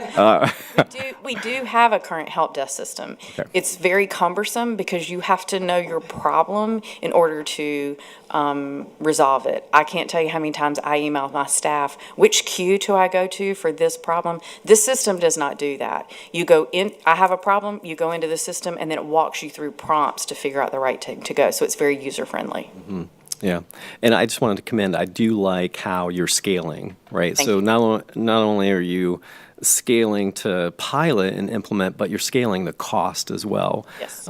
Especially when it comes to software, as we purchase a piece of software, and it may take 3 years to get everybody in line of using that software, in a sense, but we've already paid for 3 years of full implementation. So I do like how you're scaling it from a cost standpoint as well, so I appreciate that. So thank you. Much appreciated. That's all I have. That is it, Ms. Pasco. There are no further questions or comments at this time. Thank you. Next up, we have the Driving Choice Grant Program. This is Mr. Scott Reeves should be here to answer any questions that you have. I do see him there. He's incognito still with he's still shaving. Mr. Davis is here. I didn't see him sitting up front. I apologize. So briefly, what this is, as you know, one of the concerns that we had throughout last school year was our inability to fill upwards of 60 driver vacancies. When most of our concerns and most of our hiring difficulties are predominantly placed in the northeast section of our school district, in the Davenport area. And so what we've done is, in partnership with our collective bargaining unit, we have an agreement. We maintain open advertisements, and as we hire individuals, we onboard them as quickly as we can. However, in the interim, we still have students to transport. And so we have contracted out with a third party that's providing transportation services for our students. This is essentially a grant that will reimburse us for a significant portion of the costs associated with that transportation. Mr. Davis, I'll turn it over to you. So, good afternoon to everyone. And real quickly, in the essence of time, this is a grant opportunity. We have not been awarded it. We've applied for that. I've asked Mr. Reeves to look into this. As always, he took the ball and ran with it, got in touch with Mr. Baldwin with our grants department, and I'm going to let Mr. Reeves tell you the rest of this opportunity for us. Good afternoon, everyone. Good afternoon. The Driving Choice Grant Program is a district grant opportunity sponsored by the Florida Department of Education to assist school districts in finding new and unique solutions and options to help with the transportation needs of students during the current national bus driver shortage. The Polk County School Board Department of Support Services, with the assistance and hard work of the district's grant department, applied for the grant and will be awarded the maximum amount available of $548,890. $548,890. Of this total, the district will receive $481,035, and our charter school's proportional share of that is $67,854, which they can apply for as well. The district plans to use these funds to help cover the current expenses we are incurring to transport Haines City High School zone students to Ridge Community High School. These expenses started at the beginning of the current school year when the Haines City High School enrollment was capped. With Polk County feeling the pain of the national bus driver shortage, we are currently 16% down on our staffing of drivers, and felt this option would help get our students to school on time while trying to eliminate the need for double and sometimes triple loads to cover a bus route. The cost of this service with our vendor to date is $452,000 for 6 months of service, or an average of $12,550 per bus per month. We expect for the total expense of this service for the 2022-23 school year to be at $677,700, with this grant, as Superintendent Hyde pointed out, covering the majority of the expenses. So, again, our drivers and attendants and all of our staff are doing everything they can to get our students to school on time and as safely as possible. And this is just an option that we're having to use, just as other districts are during these trying times. Ms. Cunningham. Thank you, Mr. Superintendent.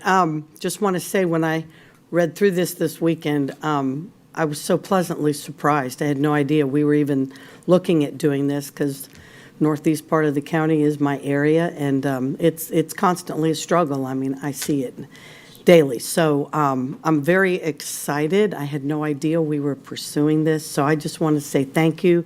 Kudos to you and Rob for looking at innovative ways to try to meet the demand, because the issues are out there. So I just want to say thank you. This is really encouraging. When do you anticipate starting this? Or have you already? Yes, ma'am. We've already. You already have it? Okay. We already have it in play. This will just be money that we'll use to cover the expenses we're already incurring. Okay. So are these different buses? No. No, these are our school buses. Well, they're the contractor school buses and the contractor's drivers that are coming into our county to help fill the holes where we don't have drivers to. So my question is, would they be on a bus that says Polk County Public Schools, or is it a different bus? That's my question. It'll say school district services. It's a different. School district services. That's what I was, because I had somebody ask me, because they saw one. I was like, I don't know, but I will find out. Okay, so they are on contract with us to help with the shortage. Yes, ma'am, that's correct. Okay. And how many total buses are there? Right now, we have 6 in your area. Okay. Thank you very much, and thanks again to the team. Appreciate it. Very welcome. Mr. Sharpless. I'm not sure if this is a question for you, Mr. Reeves, or if it's for Superintendent Hyde. But this grant program, how competitive is this? Is this discretionary funding? Is this something that if we apply for it, we're probably going to get? Or is this something that's highly competitive to where we may or may not get this grant. Mr. Davis? Or Scott? Either one, Mr. Reeves? So the DOE set aside that exact money for Polk County. There's $15 million. Okay, so it's discretionary, got it. And so we had to apply for it, and if it's still with the application, we haven't received approval yet, but they set that money aside for Polk County. So it was already set aside, got it. Okay, that's all. Okay. Seeing no further questions. Oh, Dr. Allen. Minor question. I was just curious, how does that compare to our cost internally, like per route? And I'm not sure if you break that down, per route and what the cost is that we're sustaining. Actually, that's a great question. During the efficiency audit, that was one of the questions that was asked of me. And so what we did is we took our bus, our maintenance, our fuel, the people that work on the buses, and the school bus driver. It comes into, and don't hold me to this exact number, but it's about $5,500 per bus per month to operate. And it's like $12,000 with school district services. So. Okay. And I mean, this is a bigger question for another day, but obviously HB1 was just signed into law yesterday, and there was a lot in there in regards to deregulation of transportation, and that you don't necessarily have to transport students by traditional school buses moving forward. Just curious if we see any innovation or innovative ways to use transportation.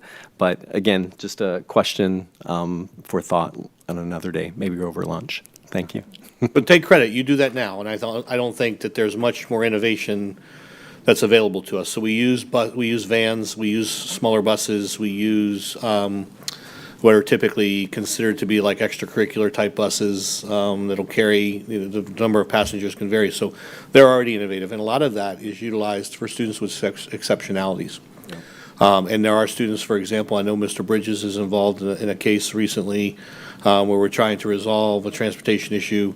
The bus cannot access that community successfully. However, a smaller vehicle, a school van can. And so we have more flexibility in Florida now to utilize those. But they deserve credit because they have a fleet of those vehicles they're already using to provide those services and supports. And I don't want to miss the opportunity to say you guys are always out there thinking and innovating, and because you are, and you deserve a lot of credit for that. Thank you. Appreciate it. We have a great team that works together and comes together. When you're covering 60 positions a day, it takes a great team to make it happen. And so I appreciate that, Mr. Allen. We appreciate that. Thank you, gentlemen. Thank you. Madam Chair, members of the board, the next two items I'm going to bring up because they're going to really go concurrently. Unfortunately, so at this time, we could get Carrie Barkin, Director of Preschool Programs, and Lori Allen to please come forward. But these items, you'll notice, are back-to-back. Normally, we don't bring items back-to-back, but the timeline in which the state provided us did not provide adequate time for us to bring these items at two subsequent meetings, okay? So they have to come back-to-back this evening in order for us to respond back by the deadline that was provided to us by the state. So ladies, I'll turn it over to you. You want to go ahead? Thank you. Thank you for the opportunity to explain. In reference to what Superintendent Hyde said with the notification, each year the Office of Head Start gives us a notification of award if there's an opportunity to apply for COLA funding or quality improvement funding. We never know the timeline of when we are going to receive it. I received the letter, which is in the packet, on March 9th, which to get it on the board session, we worked with the superintendent to get it there, which shows the cost of living adjustment that we're able to apply for of the $488,409 in quality improvement money. We've got an appointment to meet with Heather Jenkins to review the options as we prepare to submit an application, but we do need, as the governing board of the Head Start grant, we do need board approval to apply and submit the application. So that's what we're here today to ask for, the approval to complete the application, which is also in the packet. It's a printout. It's an electronic application, but it has all the items that we need to do that. We're going to work with Ms. Jenkins on the budget narrative and the best way to allocate the money. Does anybody have any questions? Did you cover both items? That was the main item with the COLA and the QI that we need the board approval. I do not see any questions from the board. Okay. So the other piece we're here for is to give you some updates with the early learning program. So we have been working very hard in the last year to streamline some processes. So the first thing we've done is that we've moved away from preschool programs and dividing up by funding, and we have now moved to early childhood learning. We've worked with the district department to create a new video that will be coming out very soon and giving more information about how we offer the services we offer and how we can become more accessible to parents. So part of what we've projected for this coming year is that we will be having preschool classrooms available on 64 different elementary campuses. We will now have 108 classrooms, which is about 12 more than we had last year, and around 2,088 slots. That is a growth from about almost 300 extra spots that we did not have before. We would love to grow faster, more, bigger, but the reality is that we have to take it slow in order to ensure that we have the infrastructure, the space, and more importantly, the teachers to fill those classrooms. So we're really in stage one of what we hope to be probably a 3-year growth. In this stage one, part of it is the rebranding. Part of it is providing a little more accessibility to our families. So what we're doing this year is we have now created a one application process that's online. Parents go in and do a pre-application. What we have, the underlying piece is that we're wanting to braid our funds together so we can use our money better, but we're also looking at the need to provide inclusion classrooms for our students. So we have built the model, our classroom staffing model, to create true inclusion classrooms in every one of our classrooms, regardless of the funding. The one application, the parents will, once they go on and put their application in, they will receive a personal phone call from someone on our staff to complete the process. The reason for that is so we can do a better job of ensuring that we're meeting the needs of the children and those families as closely as possible. So the first step is for us to call back, when they send their application in, is to look at what schools they're zoned for. That was a principal request, that they want kids that are coming to their school for kindergarten. So we look to see where those children are zoned. And then we look at what programs would best suit their needs. Until we get the programs completely braided, we still have to really focus on the rules of each of the different funding. So we look to see what is going to meet the child's best need, and then we put them on the waiting list. Go back to, there's only 2,000 slots. We have about 6,000 to 8,000 kids every year that need something. So we have to be very careful to ensure equity and allowing parents to apply for the program. So because we have so many, we have gone to a priority enrollment. So between March 7th to April 7th is priority. Every application we receive during that time will be an open enrollment, and then every application received afterwards, we do still take them. We take them all year. They'll just be added to the bottom of the list as the year goes on. To give you an idea of what we have already accomplished, we have received, as of this afternoon, 1,538 applications. So we're on a roll. Our people are very busy. What we're proud of, besides that, though, is of those 1,500, 748 phone calls have already been made to parents and students already placed in their zone schools.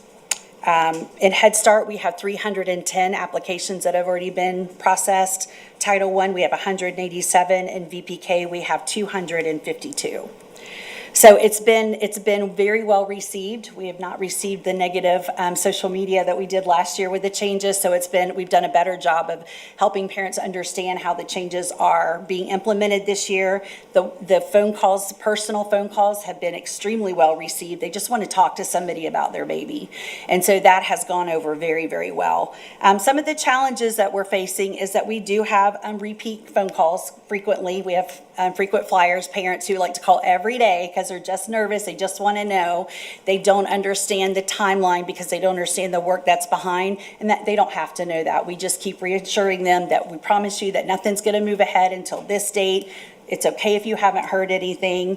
And then there's lots of revisions for us behind the scenes, because as we go through the day and different problems pop up or different situations with children, our leadership team has come together, and every single afternoon we sit down and talk about anything that has presented itself that's an anomaly. How would we address it? What procedure are we going to put place? What is the policy going to be for moving forward? So the main thing we want to celebrate is no negative social media. We're very, very excited about that this year. Not as many unhappy phone calls as we received. The parents have really loved, from what we're hearing, the fact that they get personal phone calls. Even the messages we get on Facebook have been very positive and just inquiring. And the big change that we made, we were really worried about, is that we had to increase the amount that we're asking for the pay with the VPK the second half of the day. We've had to increase it to $300 from $216, which was ridiculously low. So we were prepared for pushback on that. No one has even blinked their eye on it, because it's still considerably less than the cheapest daycare in Polk County. So that's our updates. Questions? Chair Wyatt? Thank you, Superintendent Hyde. I am excited that it's been considerably less negative feedback this year. The couple things that I have seen on social media have been just the timeline, and, I submitted it a couple days ago. When should I receive a phone call? For parents that are asking, what is that turnaround of, if I submit it today? Applications open March 7th, and then we were closed for spring break. So they are open a week, and then we are closed for spring break. So we've been answering lots of private messages on Facebook. I've tried to keep up with the Facebook with the help of Kyle Kennedy's department and responding to let them know you will get a call. Our staff are calling from the time they come in, just as many phone calls as we can get through. We're getting pretty caught up. Our goal is to have them caught up within the next 2 weeks. Yeah, we're more than halfway through already, and they continue to come in. We did put up a system to where the first in or get the first call, so we have a process from the time the phone rings to how they get passed out to our staff. Is there anywhere that we can put that information, where right now it's from the time you apply 2 weeks? Like, if you don't receive a call in 2 weeks, you should follow up with us, or? You get an immediate response when the application is submitted to let them know as a confirmation that it went through. So something like, thank you for applying. A member of our team will reach out so they know it went through successfully. And we thank them for their patience, but we can certainly put that on our social media.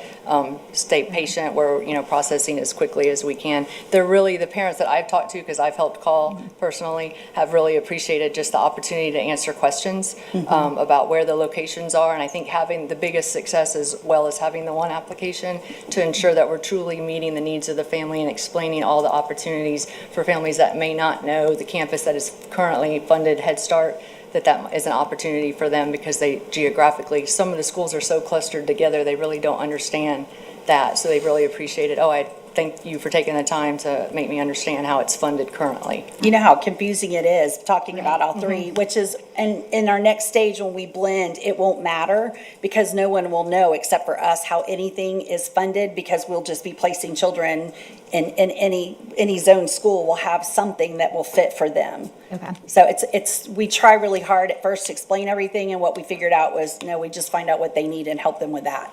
Absolutely. Yeah, like I said, the only thing I've seen on social media is I haven't gotten a phone call yet. Yeah. When should I be getting a phone call? So that's we're that's trying really much hard to get better within the week of the call. Thank you. You're welcome. Ms. Miller?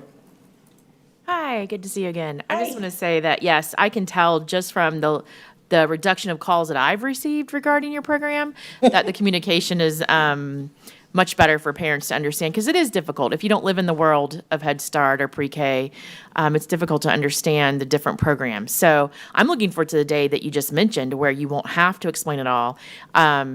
Is that being done in other places, or that legislation that's allowing that? Why have we always, it doesn't matter at this point, but is this something that we're changing to because it's recently been allowed, or something that we are moving to just for? It's an opportunity that we just didn't take advantage of, and we went to Toledo and met with another public school district that has a Head Start grant, and they kind of showed us how they fund the classroom, and so many spots are funded Head Start, so in that way you can control who goes in the classroom to open up opportunity for every child, not just children who are Head Start eligible or Title I eligible or VPK eligible. So meeting with other much better. Yes. You learn more, you do better as we. Yes. The learn how more to make the more improvements. we get the opportunity to talk to other directors and other districts, especially other districts that are under the schools, we start learning that there are ways to get around what we didn't know we could do. So we always said there's got to be an easier way. And it is an easier way, but we have to be patient in how we move forward because we don't want to mess it up. So we know that we could start with our students with disabilities. So we even staffed our classrooms to ensure that there was spaces in the classrooms for children who have not yet been identified. So when they are, regardless of what program they would qualify for, they could be moved into one of our classrooms to help alleviate that space. So that's the first step this year. Next year, we'll start looking at how we take Title I and VPK money. And when we're talking about blended braiding money, we're looking at the funding of the staff, not the kids. And so the classroom is funded differently, and it won't matter to anyone but us. Thank you for the innovation in that and looking for a better way, because a lot of the time it's what we've always done. But you guys have definitely taken it upon yourself to find a better way for parents and teachers. Thank you. There will be some proposals related to pre-K and repurposing some of our underutilized spaces to continue to expand pre-K here in Polk County. As you know, our kindergarten readiness data is not strong, and nor is it indicative of our students getting the appropriate supports that they need. And as I shared last night at a community meeting, when we talk about pre-K and really focusing there to get students on grade level by grade 3 rather than waiting till grade 3 to determine that they're not, I need everybody to understand, and I want to reiterate that doesn't mean that this is a just core academic-driven type of process or class. There are a lot of research-based, play-based models out there that we would look to utilize. But again, we do have the space, we do have the opportunity, and I think it's time for us to expand our pre-K footprint to get as many students into those settings as possible. And we're doing that we'll be doing that both as a school district, making that investment if the board approves, but also through private partnerships. And we're excited about those, and you know which ones I'm talking about. And the hope is that I'll be bringing a contract to you in the very near future for final approval. We're still working through some details, but it's an exciting time. But again, it's a unique opportunity to invest on the front end with students rather than spending millions, if not billions of dollars chasing them after grade 3 with intervention and remediation strategies, many times that are not often yielding the results that we hope they would. So thank you, ladies. Great job. And I kudos to you again. Wait, you're not done yet. There's one more. You know, as Ms. Miller pointed out, thank you for being innovative and being willing to do something different, because as you know that your department was very static for a period of time. And so I'm excited for both of you. And I'm excited to have both of you leading that department as well. Thank you. Ms. Fields? I just had a quick question. The application process is electronic only? Is it? Yes, ma'am. So what if a parent doesn't have access to a computer or don't really have the knowledge to use a computer? Great question. I should clarify. It's electronic, but if they are unable to complete it electronically themselves, they can set an appointment to come into school and our staff member will do it with them, or they can do it over the phone with one of our staff members as well, whatever they're comfortable with. And that's advertised when you're letting folks know about applying? Yes, we made a video for that as well. It's about a 1.5-minute video that's online. That's already available now. That's on now. That's the first one we did. It is on the school board website. It's also on our social media. Great, thank you. You're welcome. They helped get that launched before applications opened, so that I think helped alleviate a lot of the questions because it was a good little tutorial that the PR department helped us. They did an get amazing together. job. They were fantastic to work with. Thank you, ladies. Thanks. Madam Chair, members of the board, that concludes the superintendent's report. However, I still have items under budget and staffing, and there are 2 informational items for you as well. So at this time, I'd like to bring Jason Pitts and Heather Jenkins forward to address budget and staffing. I know. I knew what you were going to tell me.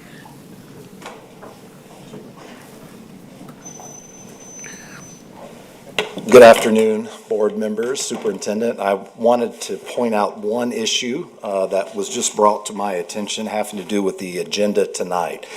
Last work session that we had a work session item, budget and staffing, that proposed some changes to internal audit for this current year to start after you approve, and also for the learning support division for 22-23 also. However, there was an attachment for 23-24 that needs to be removed. You are not approving anything for 23-24 currently. So that, I've already contacted the folks to make that change, and that'll be changed on the agenda. Again, we're bringing items forward to you to discuss what we'd like to do in 23-24, so we don't have to do that all at one work session. And then once the budget is finalized at the state level, we'll know exactly what we can afford for next year. And I just want to mention real quick, because some information's come out, the House bill would provide about an extra $100 million to the school district in total. The Senate is a little bit less. The House bill is more favorable to us, although it's $100 million extra. About 25 million of that would be unrestricted. There's still things that we have to spend the other money on. So as you hear that there's an extra 100 million, I just want you to keep in mind it's not just 100 million of disposable income that's going to be available. It's going to be about 25 million. And the Senate bill looks like it will provide us about an extra $10 million in unrestricted funds. Now, I'm going to present, or let Ann Pasco present what we would like to do next year for our IT department. As you know, we went to one-to-one this year and added about 100,000 extra devices to our network, and we need to support those changes. So I'm going to let Ms. Pasco take over. Thank you, Mr. Pitts. Hello again, everyone. Mr. Hyde, I know we usually do a presentation and at the end we ask questions. I'll leave it up to you whether you want questions after each division. It can be a little confusing. So we'll see how well I did to present this so that it's easy for people to understand. Currently in front of you, you see all the different divisions that are under information systems and technology, and we're going to go through each one and look at how we would like to structure them for next year, and I'll do a little explanation of why. So the first one is information services. This one we have no requested changes. We did some significant changes last year, and what information services works with is our SIS, which you might hear of as Focus. So it's our pupil accounting focus. Ms. DJ Dines is over that. Our next area is EERS, Electronic Equipment Repair and Support. And in this one on the left side, you can see the current structure, and on the right side, you can see the proposed. I know for me putting together this presentation, it was confusing, so I thought it might help to see the two side by side.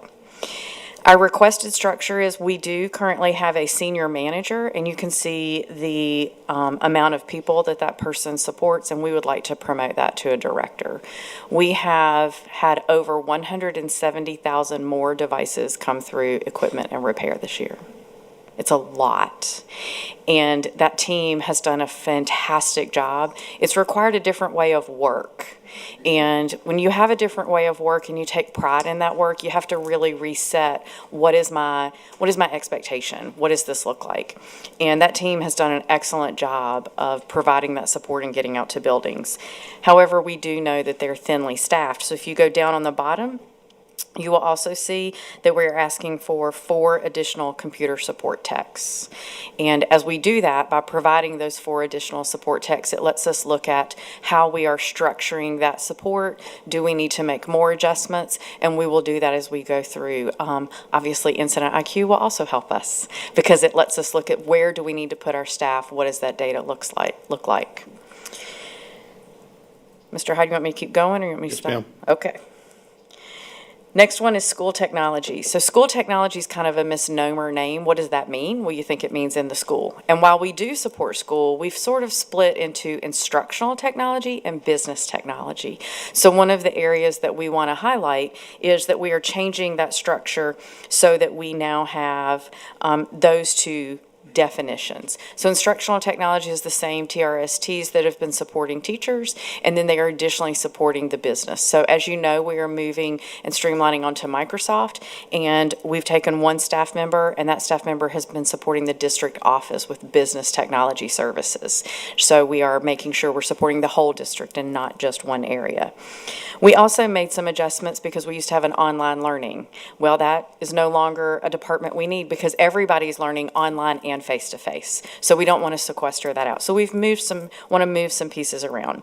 So under business technology services, we've moved from online training, no additional dollars, just moved that position over to business technology services. And then we've reallocated Apple support and the position for supervisor online training. We'll talk about that here in just a minute. And where do those actually go? Systems Network, that's our next group that we talked about. You've actually heard a little bit about Systems Network because this is the department that's working on Incident IQ. And we also would like to take that position from senior manager to director. As we look at having an enterprise-wide, which we are an enterprise environment, an enterprise-wide IT help desk, we want to make sure that we're honoring that with the people that can provide that support. And we also want to change the name from Systems Network to Systems Operations, which I'll just be honest, just makes more sense. I'm not really sure what Systems Network is, so we would like to change that name. No other changes at this time. We want to see how that system fleshes out. We want to see what type of support we might need, and we, again, don't want to ask for personnel before we know that we actually need it. As we move forward, we have network operations. You've heard us say frequently, cybersecurity is an issue. Many of you have shared with me that there are grants available. We are in the process of applying for that. And so we want to take network operations and change that name to network operations and cybersecurity. That's a big footprint that we need to fulfill. Again, a senior manager role to a director. We have people trying to protect us, and we want to make sure that we are looking at that. We also have some other changes in this department. We currently have LAN coordinators, and we don't have any upward mobility or growth for them. I will say we have a great team. We have a phenomenal IT team, and we want to encourage growth there. And so we want to split out for a senior coordinator and a LAN network coordinator. And we want to make sure we have that growth. And what happens is there's extra projects we need to do. We do things called VLANing, or we have extra support. We need training. And so those senior coordinators take on that extra role of doing that. One of the projects that one of these people did this year was supporting, I believe it was the school choice. I might be giving a different word, but the presentations we did in every region. This person, one of these people, went and presented and was there every night making sure the network worked and had internet access. So as these projects are coming down the pike, we want to create that growth opportunity for people within our department. Another one is moving over Apple support. Now, this one I think needs a little bit of an explanation. So it used to be ITV, and many, many years ago when ITV was created, it was under the technology department. But as we've grown, we've recognized the need for a district-wide, equitable, scalable ITV program. And that's hard for 5 people in the IT department to do. So what we've decided to do is to maximize our resources, and Workforce will be taking ITV. Their dollars already supported that, but they will be taking on it from the curriculum perspective, writing the curriculum, working under Steve Cochran, looking at where we want to do, and we will partner with them on the support. So we don't remove that support for the Apple program, but we expand it because we expanded all the iPads at the elementary level. So that's the explanation there. So we're calling them Apple support because they are, but again, we're partnering, and I believe when Mr. Pitts and Steve Cochran talk about that area, then they'll talk about the expanded support for ITV. So we've brought that staff over directly, again, reallocated that support. And last, we have software development. The change that we made in software development is actually we have a retirement, and with that retirement, it gave us the the option to really look at how many supervisors did we have and did we need them. So we collapsed that a little bit, and we're just changing where we did have a supervisory rollover database administrator that's becoming a database administrator, and all that's been worked out. So again, no change there, significant change. The last change that we have is working at my level. So you can see that we have a Senior Director of Digital Learning and Innovation. That decision was made last year prior to getting into one-to-one. And once you get in, you start to learn some things. And we've learned what we really need to do is title that role Logistics. So that role has become one that's working very heavily with network managers. The other piece we've learned this year is we need to provide a lot of support. We're the subject matter experts and direction for network managers, so they get a quick answer. They know what to do. They know how to manage their workload. So we're also requesting that the school-based network managers would report up through the IT department so we can support them. Let's talk a little bit about what that looks like. That's a collaborative approach. When you have a building and you're a building leader, you really want your culture to be one that everyone feels a part of that. So when we do this often where we have staff members who are supported by the district office, but they are part of the building family, and we would want that to continue. So it becomes a position where we're providing direction, we're providing the subject matter expertise, and then we meet with the network managers, we work that out, and then we sit down with the principal and say, collaborate with us. What might we have missed? What would you like to incorporate? What would we do? Whereas now what's happening is the principal has to do that first. So we're providing really more support to the principal by having that model. We also would like to have a project manager and move the business process support division over to IT. So let me give some explanation on that. You might be familiar with the term SAP. That is our ERP, lots of different letters, which is our Enterprise Resource Planning program. We need to upgrade that.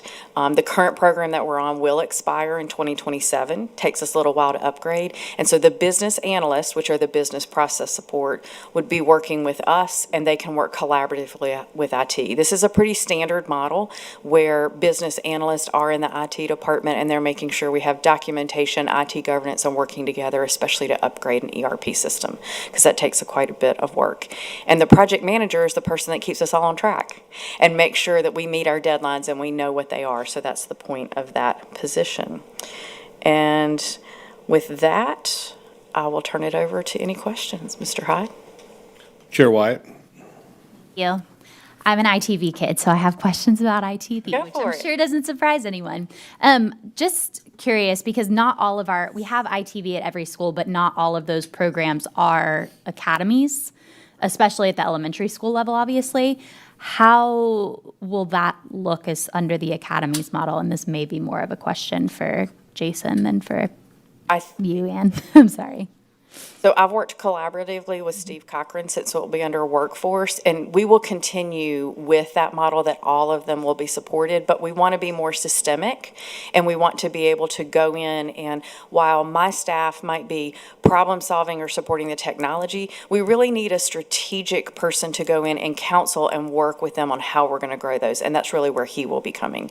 So it will expand that, not reduce that footprint. I just want to make sure that those who don't have a full-fledged academy don't get left behind. Absolutely we have not. great programs at those schools. Absolutely not. I think that the Apple support people and the people in IT would be heartbroken if that occurred, and we are committed to making sure that that continues to happen. They're going to call us for support no matter what, so we're going to make sure that we're going to collaborate and make sure that works. And then my other question was on the school-based network manager. So a couple of years ago when or it may have just been last year, we transitioned that those that are being onboarded now are paras as opposed to those that were previously there were teachers. Yes, ma'am. So all of them will stay in whatever their current designation is when they move over as district staff. That is correct. And will be grandfathered in until they That is correct. leave the district. Okay. Yes. Just wanted to double check. And one clarification for you, when you do something like this, you don't move staff around. Staff stays where they are. You don't, that can be a misnomer, but that really doesn't serve anybody's best interest to uproot people unnecessarily. So they stay in those positions. Oh, one thing I did miss, surprised I went back that. We were requesting 16 network manager positions that would be at the district level for the exact purpose of being able to allocate where we need to. That position's a very hard position to have a substitute. You have to have a great deal of expertise to walk in. So having those lets us position them at larger buildings that might need a couple people. It lets us position during testing when we need extra support, and lets us cover. So that was the request for that. Can't believe I missed that. Awesome. Thank you. Sorry. Yes. My bad. It's been cutting me off all day today. It'll never let me talk. It didn't specifically say it, so I just wanted to double check on Yes, that. ma'am. So thank you. Yes, ma'am. Mr. Sharpless. This isn't necessarily something you have to answer right now, but whenever we go to approve the budget in totality, just would like to have justification on, like, have similar, okay, first of all, I see some increases from senior manager to director positions, and just some justification, maybe look at similar school districts, size-wise. Is this industry standard? Is this something that's, 'cause we're seeing an increase in pay? Are we seeing an increase in responsibilities? Like, what is the justification exactly? Just before it comes, again, this doesn't have to be answered right now, but whenever it comes in front of us for a vote, I would like to be able to have that. Yep. Let me say something, only because I was thinking about this last night. Okay. Whenever we propose anything that costs more than $10, it causes me stress. Okay. That's a quote. So this proposal you see, if we go forward with it, would cost about $200,000 for the general fund. We will be able to use about $1.5 million from ESSER funding for the additional positions for a year. We have always been, since the beginning of time, the largest organization in Polk County. Publix passed us this past year. However, there's no organization around us that has 120,000 devices supporting. Those organizations do not have near the amount of devices that we are now supporting. And the group has done a phenomenal workload this year to try to support. So it's hard to compare us to other. I would say that all of these proposals in this department that you see are definitely warranted. When we come back and ask for your approval in a few weeks, we will definitely put some more information there to provide. But And I'm asking this question right here, but this isn't just a question for IT. This is a question overarching, right? When we're making these justifications on moving positions, like, I just want to kind of have something to base this off of. Well, with all due respect, and you weren't here for the first iteration of this, so all of these changes are based off the number of staff they supervise and their workload. So as previously noted, yes, they are comparable to other promotions that were done during the first year of my tenure. But we'd be happy to go back out, and to Mr. Pitz's point, it's not the matter of devices. Device deployment is probably the easiest part. I know Ann may not agree, but it's the easiest part to accomplish. You can buy a device and hand it to somebody. It's device management and device support ongoing that becomes the struggle, especially when you start to look at the fact that she's not just dealing with my device won't connect, right? It's not a Wi-Fi issue. It's not a password logging issue. It's not a software issue. She's dealing on the instructional side. We're changing the face of how we deliver instruction and how we open up classrooms to students and teachers becoming more facilitators of learning and guiding students and letting students be more self-paced and more self-driven. And it's important for us to open that up for them. So we'd be happy. I think some of the comparisons you may get, Mr. Sharpless and the board may get, would be comparable to other large districts who have done one-to-one deployments, not necessarily districts in the state of Florida. So we'd be happy to do some of that analysis for you. But, and I know that, we have become the marketplace for Publix and for other entities. We have a history of hiring network people, training them for a year or two, and then Publix comes in and swoops them and steals them from us. It's become kind of a joke locally that's what they do, and that's what other companies do. So we've got to do more to create an atmosphere we can retain. I think the simple fact that 90% of the audience right now is comprised of the IT department says a lot. That they clearly support Ms. Pasco. But you're absolutely right, and all of these types of increases and changes should be justified. But I think when you think about the size of our district and you look at the size of the existing staff, I mean, they've done an amazing job just holding things together thus far, And I especially agree. in this data age. And I agree. Again, this isn't targeted at you, Ms. Pasco, but Mr. Pitts, thank you for being willing to give us some sort of comparable, information. Will do, and I also would just want to add that the other issue that is addressed in this reorg proposal is really addressing security, because that security to our system becomes much more of a risk as more folks have our computers and are on our network. So this will help strengthen that area too. Yeah, Ms. Pasco, I'd actually charge you right now with reaching out to our colleges and universities who don't have anywhere near the enrollment or number of staff to support that we do. And I'll guarantee you their IT network departments are significantly larger than yours are right now. And I would assume their salary schedules are significantly higher than ours are. They are. So I think that's a good starting place as well as we start to look at comparable data and information. Ms. Fields. I know that we're running out of time, but I wanted to thank you, Ms. Pascal, for doing a very good presentation and highlighting the changes and explaining why those changes are necessary. And I know that when the grant was done for the one-on-one device a couple of years ago, we knew that it was going to impact additional need for staff. There was no doubt in our mind about that. So I think that it would be nice that maybe at the end of the presentation to maybe say how many new positions are being added and then how many are being deleted. And the summarization of the costs, I know we don't have time to discuss it now, but just basically giving a summarization of that. But I would say excellent job, and thank you for that. Thank you. Appreciate it. Mr. Nolte. Just wanted to thank you both for your good work and your staff for all their great work. And thanks for sticking with us and helping tomorrow's generation not going to public. So thank you, thank you, thank you. Dr. Allen. Very nice. Yeah, I appreciate the comparative as well. That really helped, and from a clarity standpoint. And since we are spending more than $10, as we think beyond that next one-year cycle and the ESSER expires, I would love to hear a perspective on the sustainability of the recurring funds, just as that comes back to us. Thank you. So, Mr. Hyde, in closing, Mr. Sharpless, Mr. Hyde, I will go back and look at that. I will tell you that I obtained my Microsoft Certified Systems Engineer prior to the age of 33, which is when I went into education. And I'm now 54, and I made more money in IT than I make now.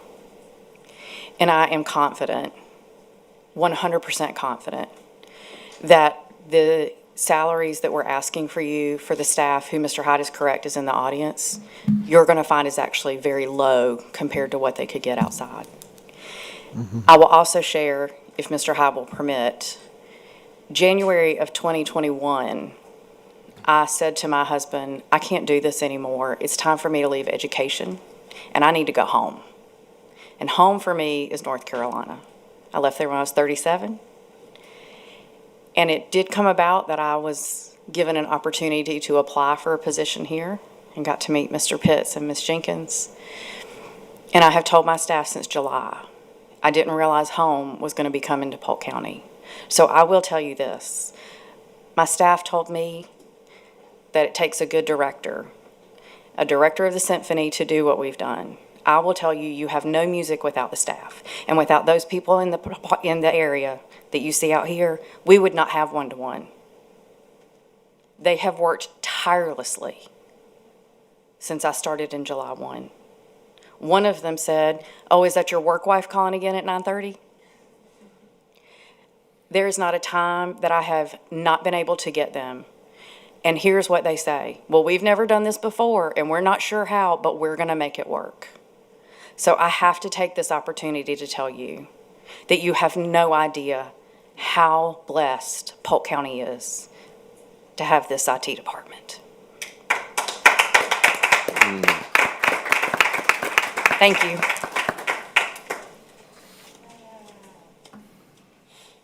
I still had Dr. Allen and Ms. Cunningham. I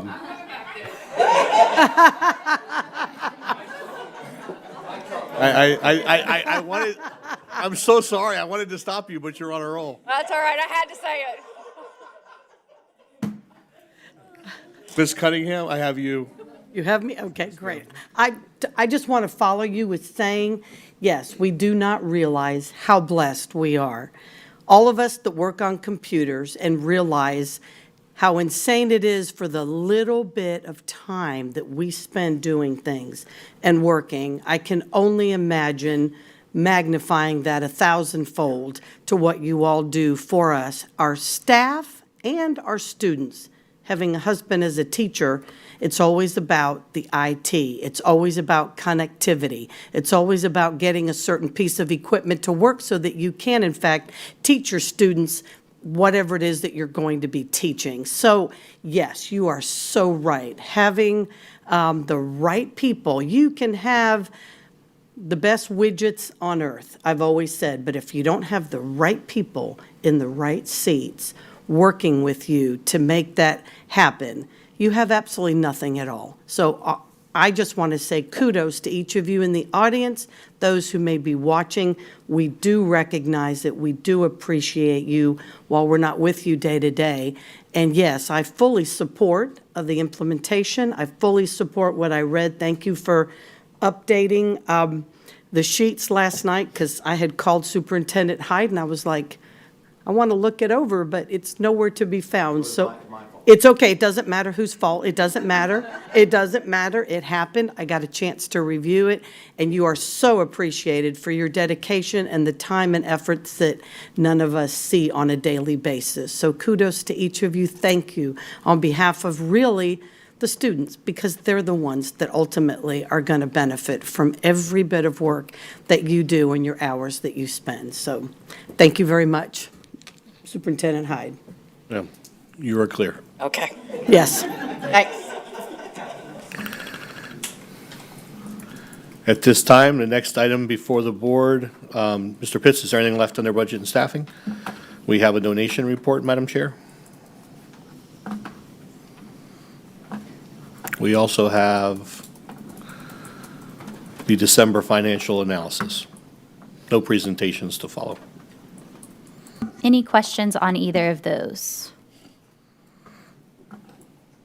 Seeing none, we will go over this evening's agenda very briefly.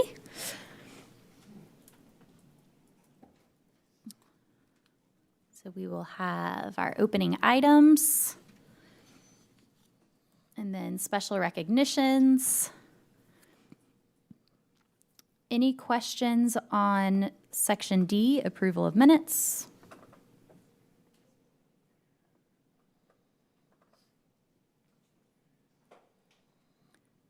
Sections F through H under the consent agenda.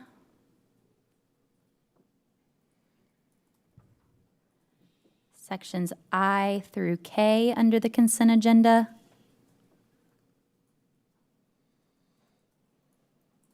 Mr. Sharpless. Question, sorry. I just have a question on I-1.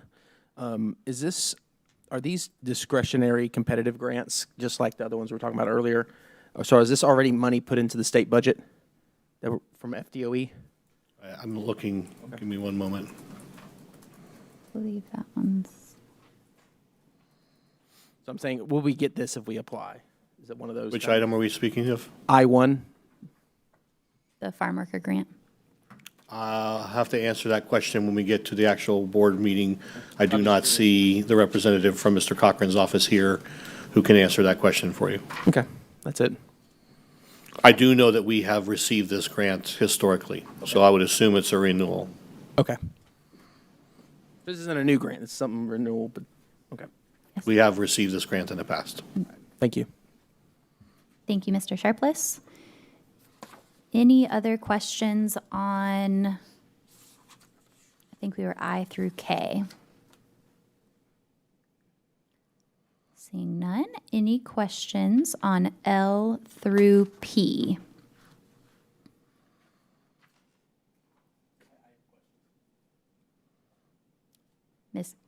Dr. Allen? Well, sure. You already selected. Yeah, I'd like to actually move P1 to action agenda. P1, the Insignia Software Corporation. Yes. Ms. Vega and Ms. Winchester, you guys got that? Thank you. All right, so we'll move P1 to action agenda. Did you want anyone prepared to answer any questions or anything on it, or I mean, I don't just know. to have conversation about Yeah, it then? probably just Okay. conversation around it. Yeah, thank you. Any other? Mr. Sharpless. Yeah, I want to have a conversation around P1 as well. So I would like to have, yeah, I agree with Mr. Allen, Dr. Allen on that. Okay, so that will be moved from P1 to the consent agenda. Ms. Fields? Okay, I want to go back to L5 and the staffing updates for learning support. I mentioned this to Superintendent Hyde before the meeting. I'm not understanding why the internal audit item is listed on the learning support and why that's not a separate item.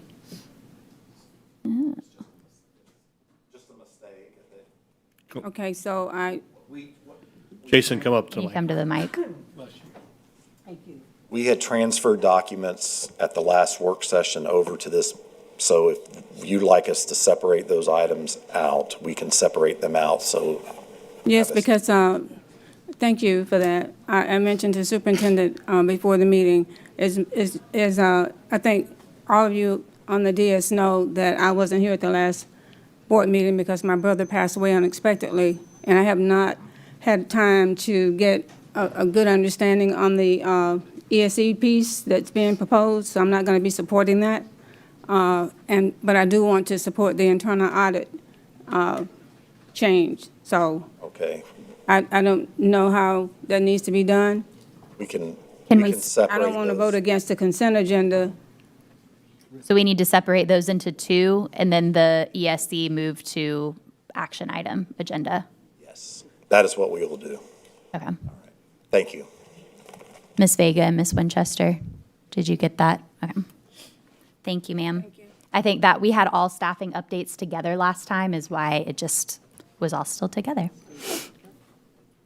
Any other questions on L through P? Not competitive. Seeing none. Action agenda Q. Yes. Can you go to yours? Dr. Allen? Sure. On Q3, general question. We've received a lot of new communication around this action item, and I'm curious if that information went back to the charter review team to get feedback. Q3 is 21C. Q2. Q2 is language and literacy. I'm seeing Q3. It must have already made. Q3 is what you. Correct. So I actually went out and came back in, so it's All right. bumped. So I'm looking at the Language and Literacy Academy for Learning Charter Renewal. On mine, it says Q3. Got it. They're moving things quick over there. Yeah, they are. So just as a reminder, my question was, we've received a lot of documentation, even from attorneys and so forth, so involved in this particular item. So I wanted to know is, did this communication that we've received, was the committee or the review team privy to that information as well? Do you want Ms. Amato to? No, nor would it be appropriate for it to go back to them. The recommendation is coming from my office as to this current charter school renewal. And so that information, there was one document that we've received in the last several weeks from the attorney outlining several issues that we had outlined in a rather lengthy correspondence that the board had received a copy of, outlining our concerns and why we were looking to restrict the renewal. However, if there's a recommendation, and the board will have further discussion about this, about the duration of the recommendation or its other interests, then so be it. But no, that does not default back to the Charter Review Committee. Because again, the recommendation's from my office, and we outlined our concerns explicitly, and we received correspondence late yesterday, and received no other documentation prior to that. Okay. No further questions at this point. Thank you, Madam Chair. Thank you, Dr. Allen. Ms. Cunningham. My question is for the same item. So with all the new information we've received, are you changing your recommendation, Superintendent Hyde, for the meeting tonight? I'd like to know what your recommendation will be. Well, I'd like the conversation to unfold and take place here with the board. Okay? For me to come to a final determination as to whether or not my recommendation should be amended. I know that Mr. Bridges previously had expressed concerns with my recommendation. Yes. Or the duration of my recommendation. Yes, sir. The goal is to provide the school with time to address the deficiencies that we have identified or perceived deficiencies that we've identified. And I want to make that clear. It's not to be punitive. It's not to go push for closure. So clearly, they've expressed on their document yesterday they have concerns with the timeline. Yep. I'd like to hear from the rest of the board and Okay. and Mr. Bridges, and we'll make a final decision and recommendation here. So what you're saying is we're gonna discuss this at the board meeting? Yes, ma'am. And then make a And decision? if I Okay, have to sir. amend my recommendation, I will. That's what I needed to hear. Thank you, sir. Ms. Fields. So Superintendent Hyde, if I'm understanding this correctly, you would prefer that we wait to have this discussion at the board meeting and not now? That's correct. Okay, thank you. Language literacy. All right. Any other questions on action agenda section Q? Okay, then we'll have superintendent's report, attorney's report, and he does have one item for us this evening. Any questions on attorney's report? And board members' report and public comments. Any other questions? This is our pledge leader. Mr. Sharpless. I do see individuals here that could speak to my question from earlier. I can address that with you. Yes, sir. All right, thank you. All righty. Back to the work session. Do we have quickly, before we adjourn the work session, are there any updates from either your liaison committees that you are a liaison to, or information for board members to share with the board? Seeing none, this meeting is adjourned, and we need 15 minutes to reset everything. So we will be back for the board meeting at 5:15.